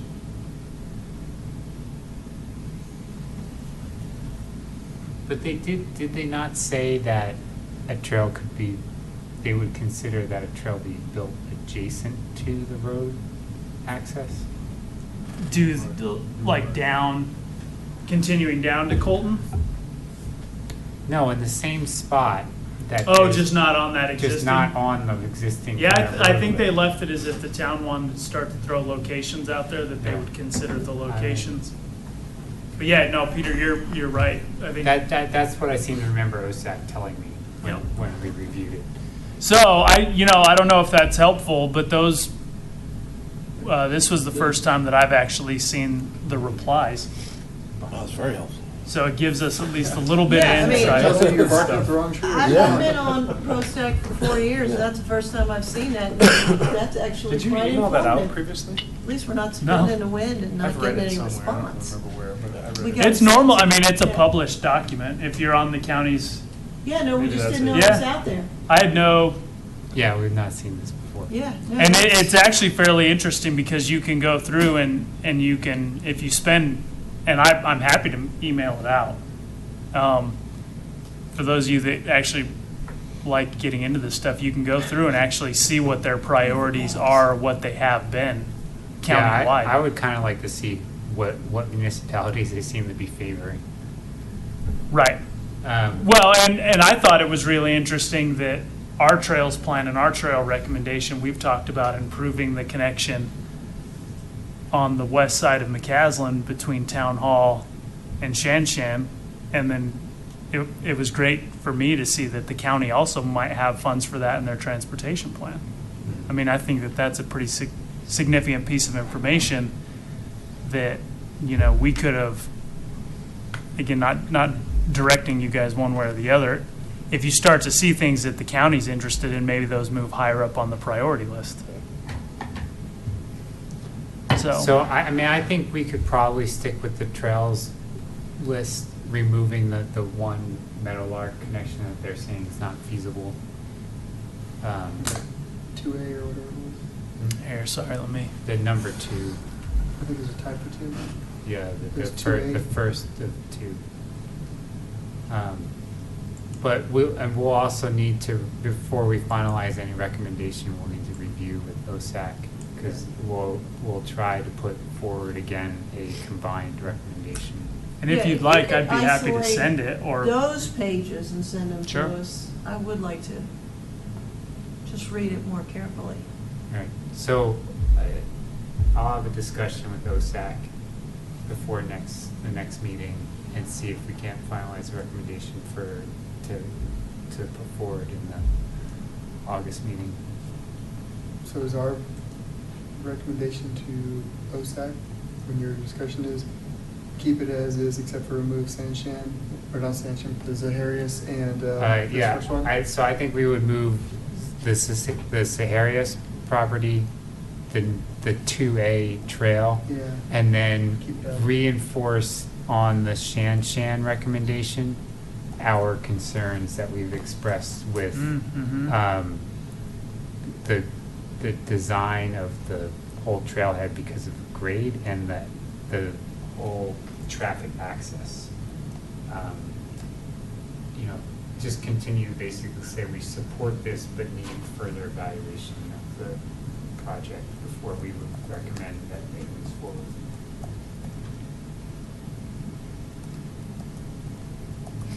so is that the area's really close, you think? Yes.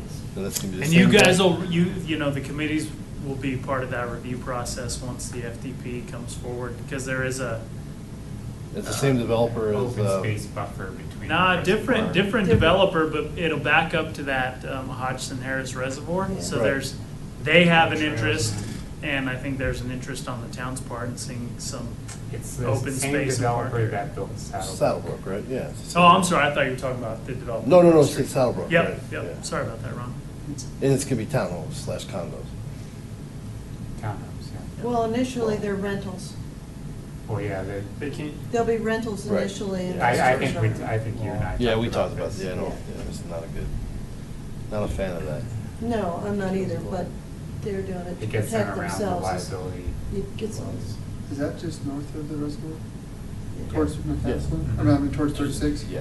It's like a kind of 88. triangle Yeah, 88, shape. 36, It's a that's right there, right before the triangular-shaped bridge. Yeah, at the reservoir. The old Yeah. prairie dog colony. There's also, not that we've talked about Anderson for open space, but there's a proposal out there now for Anderson property, which is west of 88, also along 36, north of the homes. Where the parking lot and trail is right there. Yeah. I didn't realize there's, because my opinion is we would leave the Harris on here because, but, I mean, the ideal scenario, I think, for me, is I really want to see that built, so I think there's better opportunities there than to put another set of condos and townhomes in. I don't know what, but I mean, obviously, we've discussed how it would be great if the town could buy it, but it's just not gonna happen because they want so much money for it. Yeah. But it just seems like, you know, it just seems like the last Well- thing we need right now is another set of Well, condos. we'll review it with OSAC. If OSAC feels strongly that they'd still like to have it as a recommendation to purchase open space, then, you know, we could continue to support I that. mean, other than that, it could be bottom third, you know, way down the list. but Yeah, we can move it down.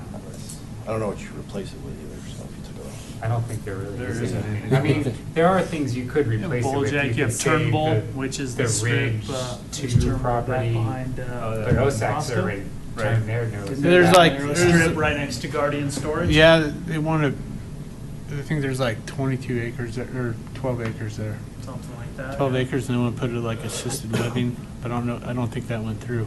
Yeah, so I can, I'll also, I think the you know, town we've got should that look into to opportunities buy that. map, so next discussion, we can bring forward the open space kind of master plan that identifies them. What about the 9 acres that are for sale right here, right next to Discovery Parkway? How many? That's come up. Charlie and Oweda. I believe Oweda's the property. board has already seen and wanted to move forward with the concept plan to turn that into residential. It's still for sale though. There's Yeah, no I think they're contract. just looking for a developer. You think those people Yeah, are gonna really there gonna want? was a development proposal for that. You think those people in while. those $1 million homes in the gated community are gonna want houses on the backside of them? Yeah, this actually came up as well when OSAC saw the You talking about sign. around the little lake up there on the top? Right up of top, the- up here, yeah. Top of McCaslin, Yeah. where the other Discovery Yeah, Park is. the board has already Backside. approved a concept for that to become more office and Right, residential. yeah, there was supposed to be like a bunch of offices, yeah, they're gonna build it Flex around the space. lakes. Kind of, yeah, flex little space, pond. kind of on Flex the space, yeah. hillside. Flex space, they call it. So that one's fairly well baked as well. Yeah, I thought that was almost done, actually, so I guess not. Okay, so we'll Cool. move forward into the And next I'll follow up and send that out. Do you guys want the whole document, or is it just better separated out, or both? I'm I'd happy like to do see the both. whole document. I'll separate them out. It's easy enough. All right, moving on to item 4. So discuss options for outreach regarding the town trails. So this is a more of a general outreach, but more specifically, we would be looking at the trails that have the design proposal out there right now. And even more specific than that, the ones that probably need the most outreach on are Coyote Ridge, which actually isn't part of the design proposal because we didn't have enough information to move forward with with the design proposal, but that still needs a little bit more outreach, I think. And the trail that's gonna run from the school parcel west to McCaslin going through the green belt, behind the houses, if we remember this one. It's got the drainage concerns. We were kind of against it, weren't we? There was some controversy. There's some debate over it, but There's discussion. but it's part of the proposal out there right now, so I think it's part of our due diligence to do some outreach on it, and if there's too much pushback on it and then there's design difficulties, maybe we do go back to the board and rescind our recommendation on that trail, but I think it should be part of a public process. Now, not to go into this in any great detail, the one thing I think we need to be kind of adamant as a committee on with this public outreach is that PROSTAC lead the effort on trails outreach and not OSAC. OSAC can certainly be involved as they have been, but most, if not all of the trails we're talking about at this point for public outreach are interior trails. They're not natural open space trails. As we've discussed before, even Coyote Ridge is technically in what the town considers developed open space, even though it's not landscaped the way that most of developed open space is. But that's why I want to talk about it as a committee tonight, is because I want us to be the lead on these efforts. So the question really in front of us right now is, what kind of outreach do we want to do? I mean, do we want to hold a meeting, a couple meetings? Do we want to go so far as to try to formalize some type of survey, like on Survey Monkey or something like that?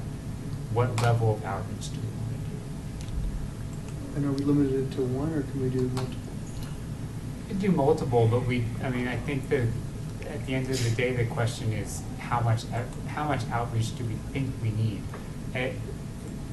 When this question was posed to the board at a retreat 2 or 3 retreats ago of, hey, look, we're looking to spend a lot of money on trails this year. Do you want us to do public outreach? They basically said, no, we trust OSAC and PROSTAC's opinion. We don't really think you need to do that much outreach.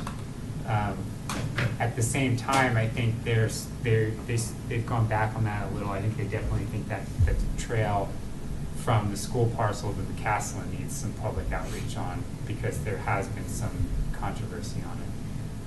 So I think we're being more proactive as a committee in the outreach. So whether it needs to be extensive, I don't know.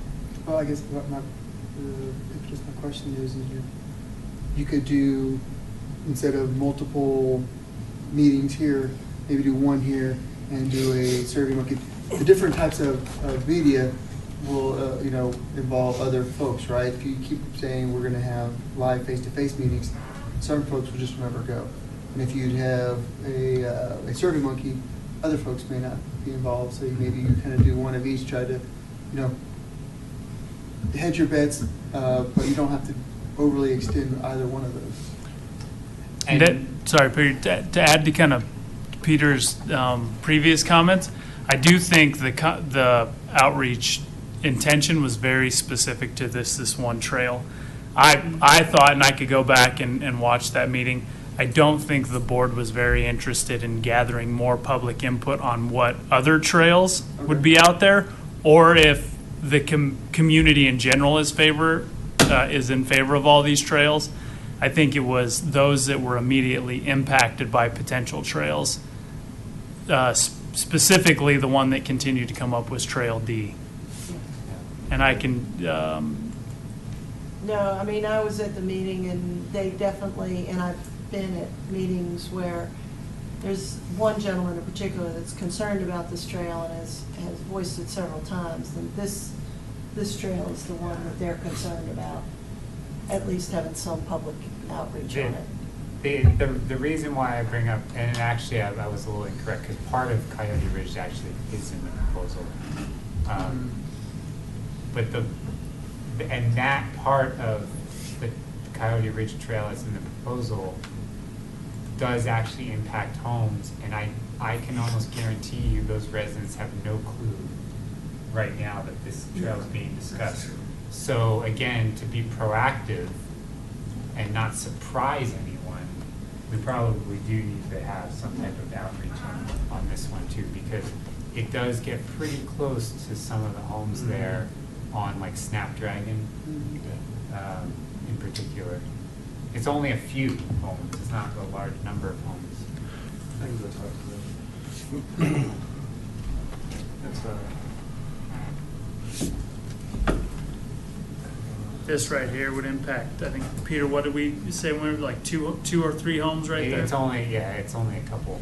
I mean, there's some other homes that kind of border Pirate Park that would be within a certain proximity of the trail, but in all honesty, if they complained about it, I would not understand their complaints, because they would be on the other side of the pathway and downhill from the trail. But the trail does come right behind a couple homes. And it's only to talk about the placement of the trail, correct? Not to talk about other topics like It's more puppy dogs or anything like that. It's very Yeah, we don't wanna bring specific. that It's up. very- Just want to It's make more- sure. It's more of it would be more of an informative outreach. If this Yeah. is what we're looking to do, if you have a concern, raise it now and we'll see if it can be addressed.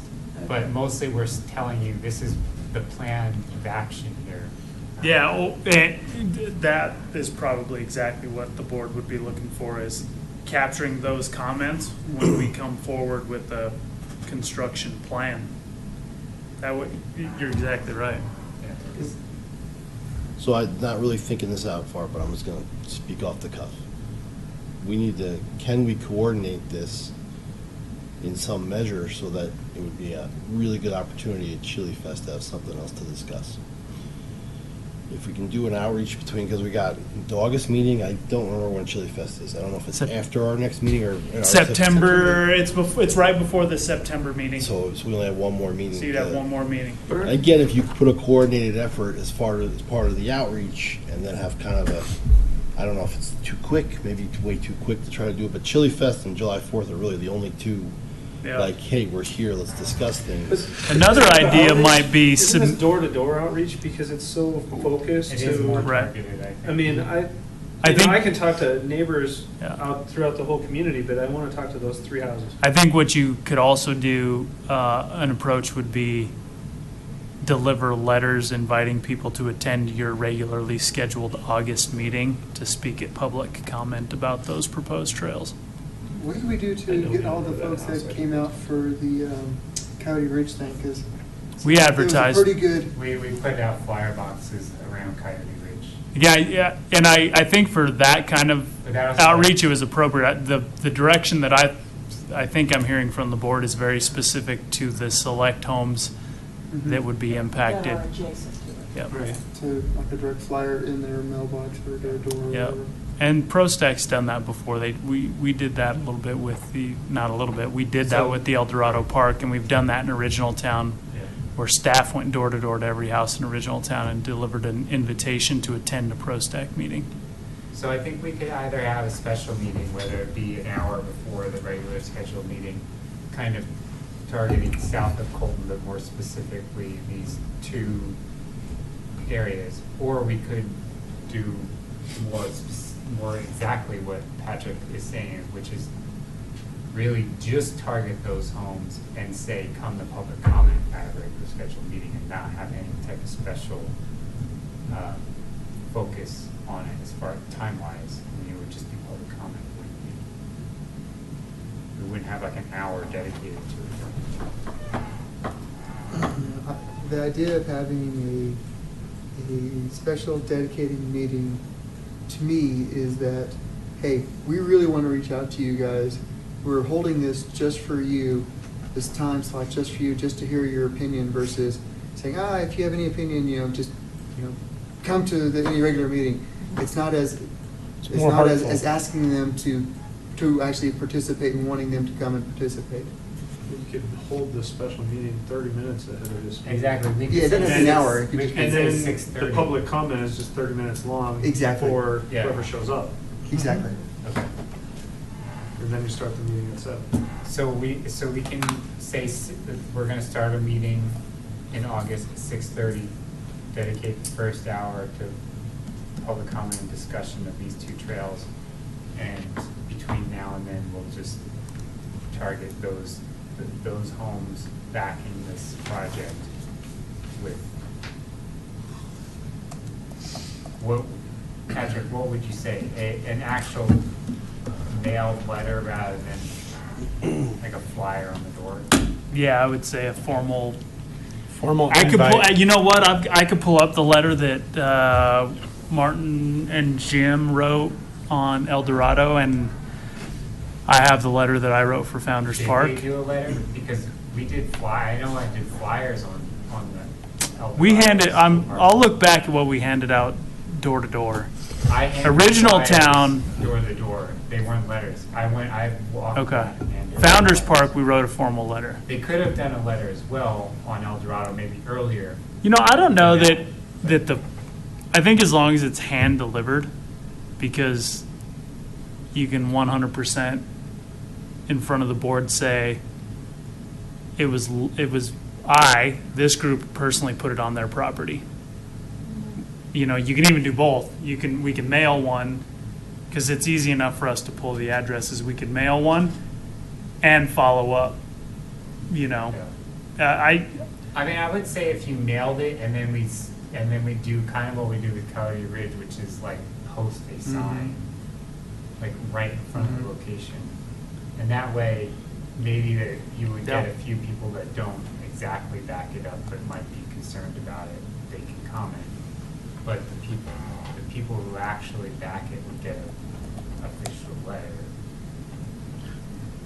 Do you think we would get a better potential response in September, since summer will be, August is the middle of the end of the summer, people are getting ready for back to school, finishing up vacations. Well, what's the timeline on this? School starts on the design 22nd. project? on the 18th. Between now It's and depending November. what grade you're in. So we could do this in September. The other thought would be is wait until we have 100% like design documents, especially, you know, for this trail here, Yeah. because this trail may involve everything from, this may involve retaining walls, concrete walkways, small footbridge to deal with the drainage. So we may also want to consider having the construction documents to say this is the order of magnitude. Well, I think we established the process that we'll do, Mhm. and maybe we'll put a pin on the date. We can even invite Loris and Associates, the designers, to be here. That way we have somebody to answer technical questions. Because Okay. sometimes that level of expertise helps put people at ease. But it'd be really interesting to know if, basically putting a trail like in there is cost prohibitive. Even if we find that out, then it's a moot point, right? It's like, Right. Yeah. Okay.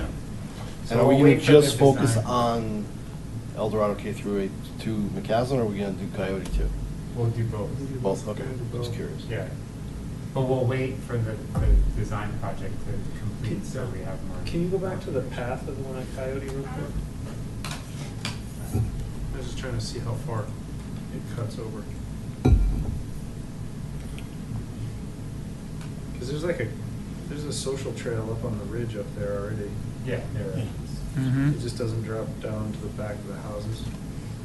It Right, does There not. is- It there is goes one that's- straight down the hill. There's two that go straight down the hill, right by the park, Yeah. up to that social. This is more of a switchback that goes, so it goes. You can see the two cut further. downs right there. Right. Yeah.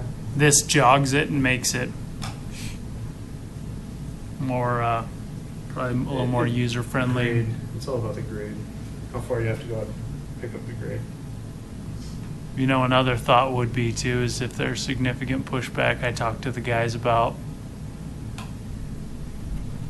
Well, yeah. I mean, I What if actually you like take this because it gets you switchback more, up here like that. it gets you more trail, I think this is kind of a cool, plus it gets us the embankment slide. I was gonna say, it ties into the embankment, right? But you could also just go, What is the status of the embankment slide at this point? it'll be in design, and it's cost us about $7,000 for the design and engineering, and we'll have a plan. We could probably get it in under the $35,000. Is that embankment slide push behind the houses that don't have the trail behind them right now? Say that again? Does that embankment slide shift over to the right on that trail behind the houses that don't currently have the parking? No, the embankment slide is going to be more where one of those existing Social trails trails. are, right? See this, it's kind of hard to see. There's a little, Yep, the second one? yeah, it'll be right there. It'll It's on that lead one. into the park, the playground area, Okay. basically.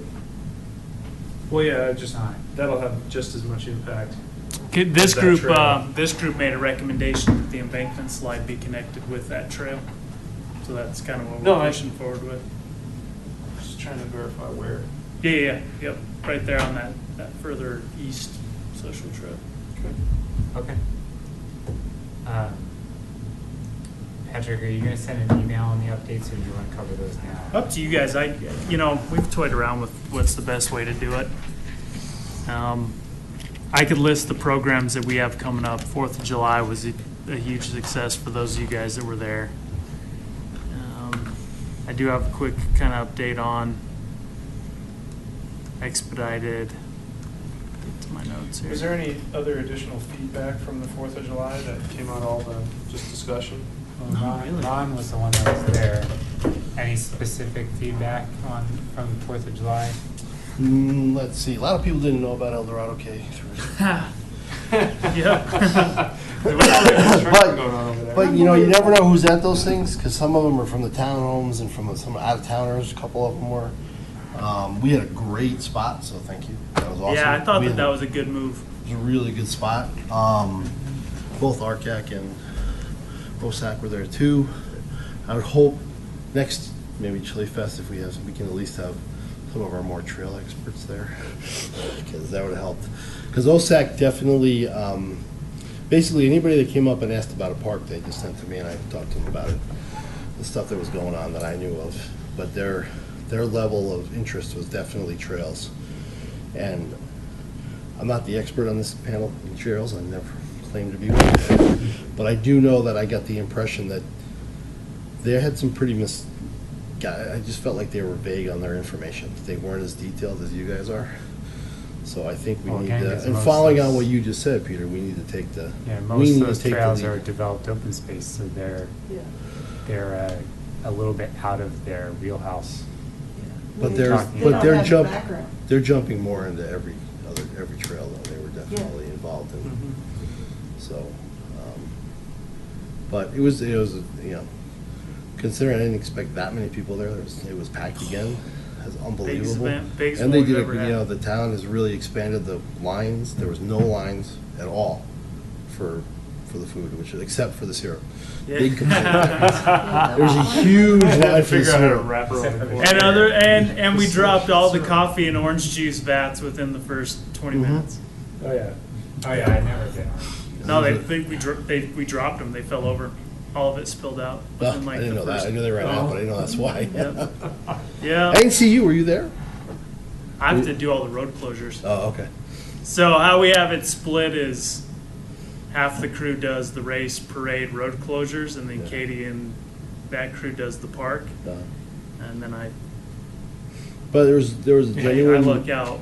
positive flow for the park. Big, yeah. And then people are of happy that people we're seem actually happy doing about stuff Eldo. on trails. I think that they're, but again, it was over by 11. It was done. We were out. First time in the 6 years that I've been here, we ran out of everything.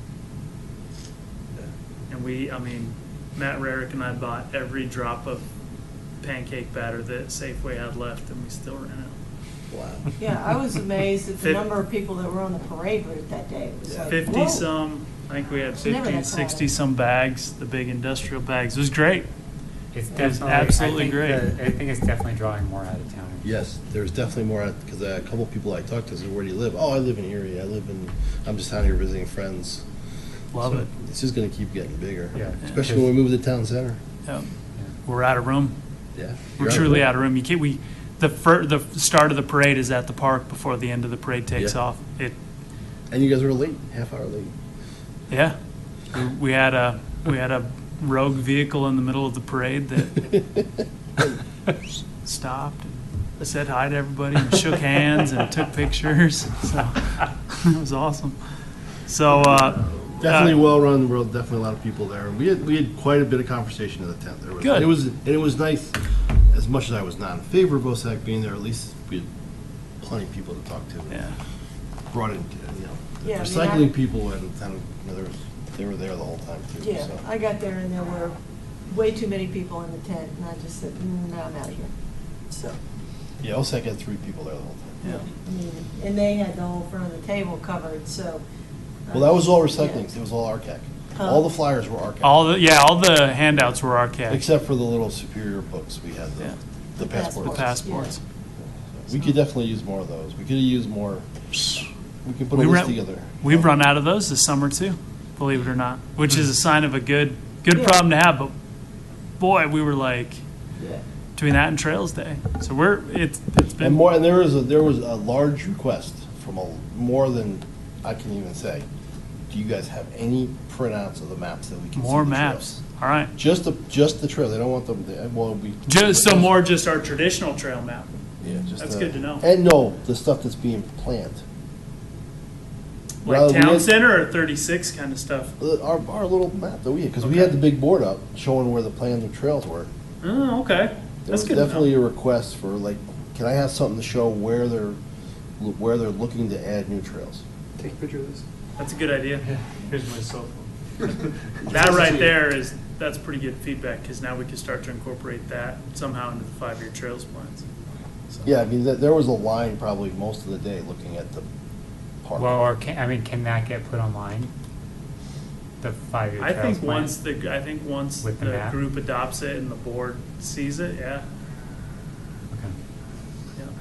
Okay. I think that's a great idea.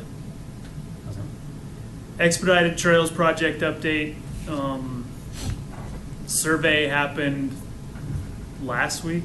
It's taken a little bit longer than I was hoping, but everybody's been working.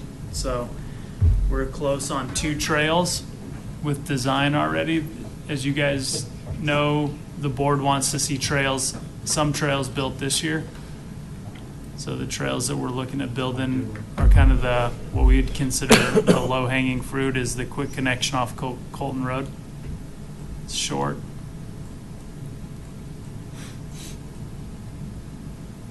And then the trail coming up from the railroad bed up to McCaslin with some upgrades over the Frico ditch here. So we're getting awfully close on those 2. I think it'd be great if we can get them built this year. That's what the board wants to see. So that's kind of where we are with the update for trails. And then the McCaslin to Coal Creek Trail construction project, which you guys reviewed a couple months back. Those of you who've been around for a really long time, it used to be called the Star to Star Trail when Martin first kind of plotted it out on a map. Bids came in, low bid was around like $660-some thousand. So the board approved a contract. That construction will start shortly. That'll take us from the McCaslin underpass, basically behind Breaks Plus, behind Superior Liquor, and connect up with the Coal Creek underpass. So that's really the update there. We do have a handful of really cool programs still coming up. And then in August, we have our kind of annual discussion of programs and program numbers and successes and failures. Soccer camp this week has just been absolutely huge. Ultimate disc camp, we had our biggest ever ultimate camp on week 2. I think we had 45 kids. Foam Dart Frenzy had 37 kids. That was a lot of fun, by the way. What's that? Oh, yeah. Did you go? Yeah. Ah, It was a lot nice. of fun. Tree Kids ran for climbing an is hour. coming up. We've got another handful of outdoor education programs coming up. So programs are going good. We had a really slow start Did the this year. kickball tournament happen? It did not happen. It did not. And you know, it was too bad Not a because turnout or- that day I think we may look at doing something a little bit different, because that day, the people that were interested, we would have had enough to probably organize a tournament. This is But at 4th of July? I don't think. The it- prior to. I'm not quite sure advanced Yeah. registration on kickball for the 4th of July works. We might have the kids tweak that around a little bit. Because last year it didn't happen either, but 2 years ago it did happen. Last year was the first year we did it, and it went. Okay, so last year it did go. And then this year, we had one team sign up, and then we had about 20 individuals want to sign up, and we called and tried to get those guys organized on a team. That kind of worked, and then by the time we got that organized, a bunch of people had moved on and made other plans. So we just did the pickup There was a game. lot of people looking for it. Yeah, and so I think if we do more of a, Pickup game. Right? like an on-site or something, or Yeah. Just on the next Real-time field. recognition. maybe, yeah. We had a hard time finding 20 people. Yeah. Fewer teams or and something. so Well, and you know, kinda bad, the youth yeah. services kids really wanted it to be kind of like this family, have a family division and then a competitive division, and I think they've learned some good lessons about Maybe you just programming. have one game, 2 teams. Well, that's what and we ended not up like doing. a- We had a game. Yeah, they were playing. We ended up having a game, and it worked out fine, but it would have been, I still would like to see it somehow Is there become going to a be a formal thing. fly fishing clinic coming up again? Are they going to talk about that? or Next not? year. I'll bring that up. With the uncertainty around Purple and Pond 5, I didn't do it this year. Because remember, at one point, we were thinking we were going to have to drain Pond 5. Well, yeah, of course. But that's, yeah, no, Rocky Mountain like, Anglers you wants to don't- bring it back. September? Is that October? We could probably pull one off this year. We didn't have it scheduled because I didn't really, to be honest with you, know what the pond situation was going to look I like. think we got plenty of water now.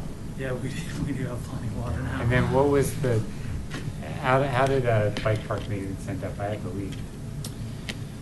We had a great time. There was probably, Corbett, you, me, and then there was a few people from OSAC and 2 guys that just showed up that live in the area and knew about it. But I don't know, we fixed up the majority of the inner loop, and, kids hung out. Kids after they got tired of shoveling and raking started riding their bikes around the course.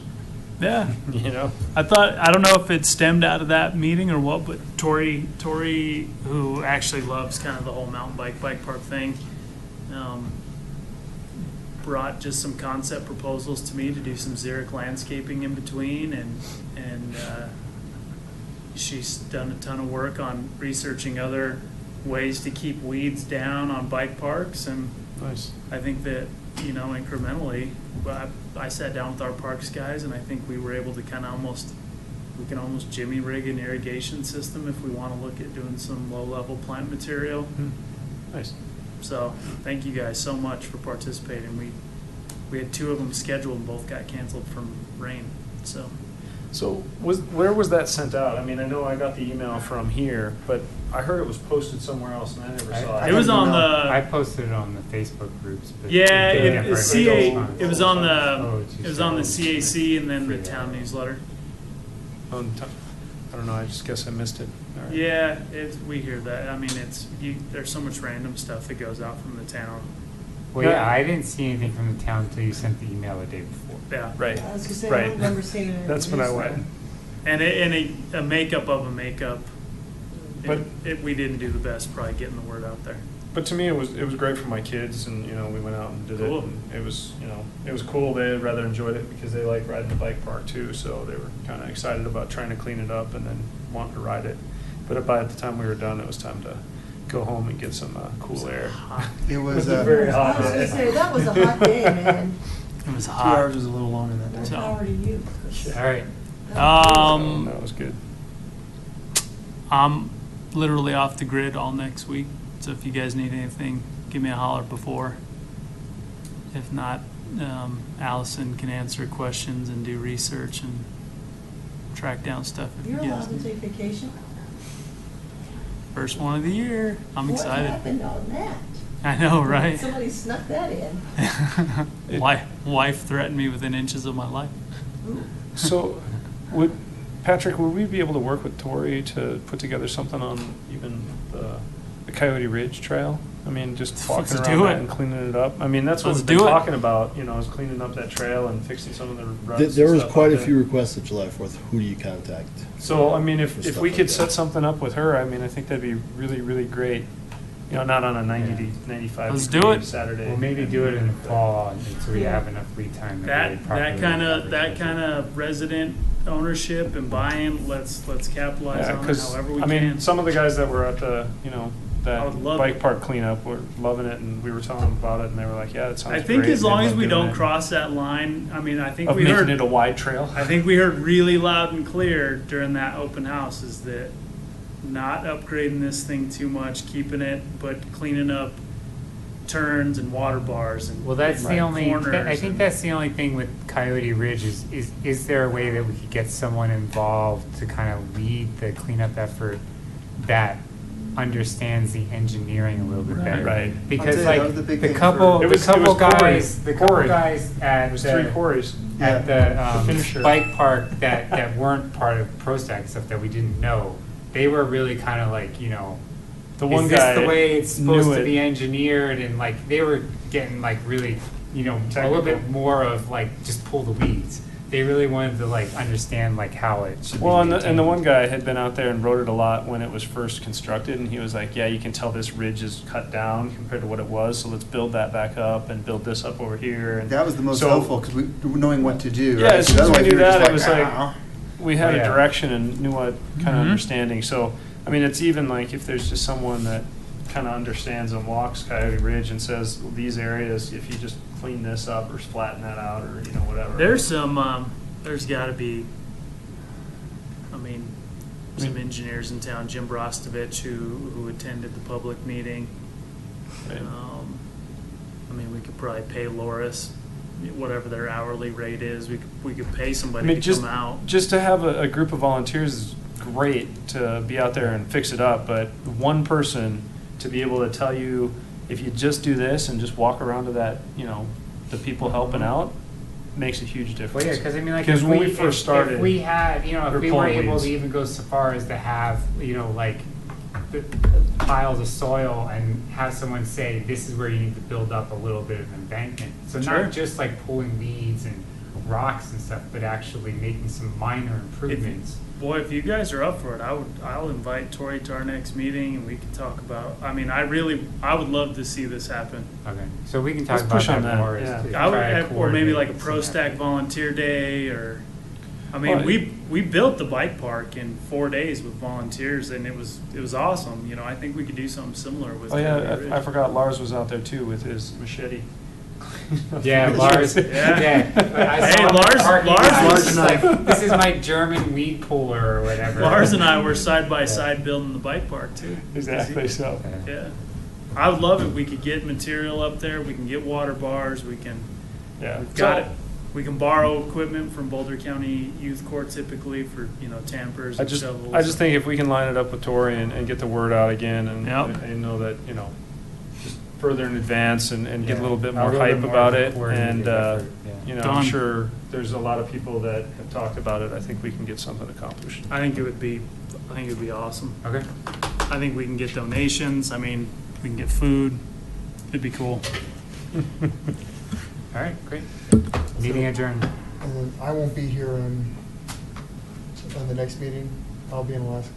All right, if we lose one more person, we don't have quorum. So it's- I may have to call in We'll to have next to meeting. touch base. on I'll be in that. Alaska on a ship. Yeah. Any replacements? Come on. Hey, if you My guys next have, out-of-town meeting is shifted to These- this week.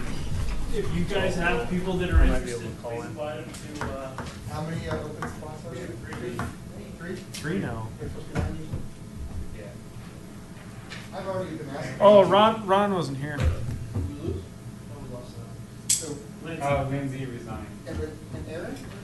Aaron, Well, Aaron and Daryl. Aaron and Daryl returned. Oh, I didn't know and Aaron was in- turning into two. Yeah. Yeah, I and knew Lindsay. Daryl was. Yeah, right about that. Do you want to run it off? Run it off.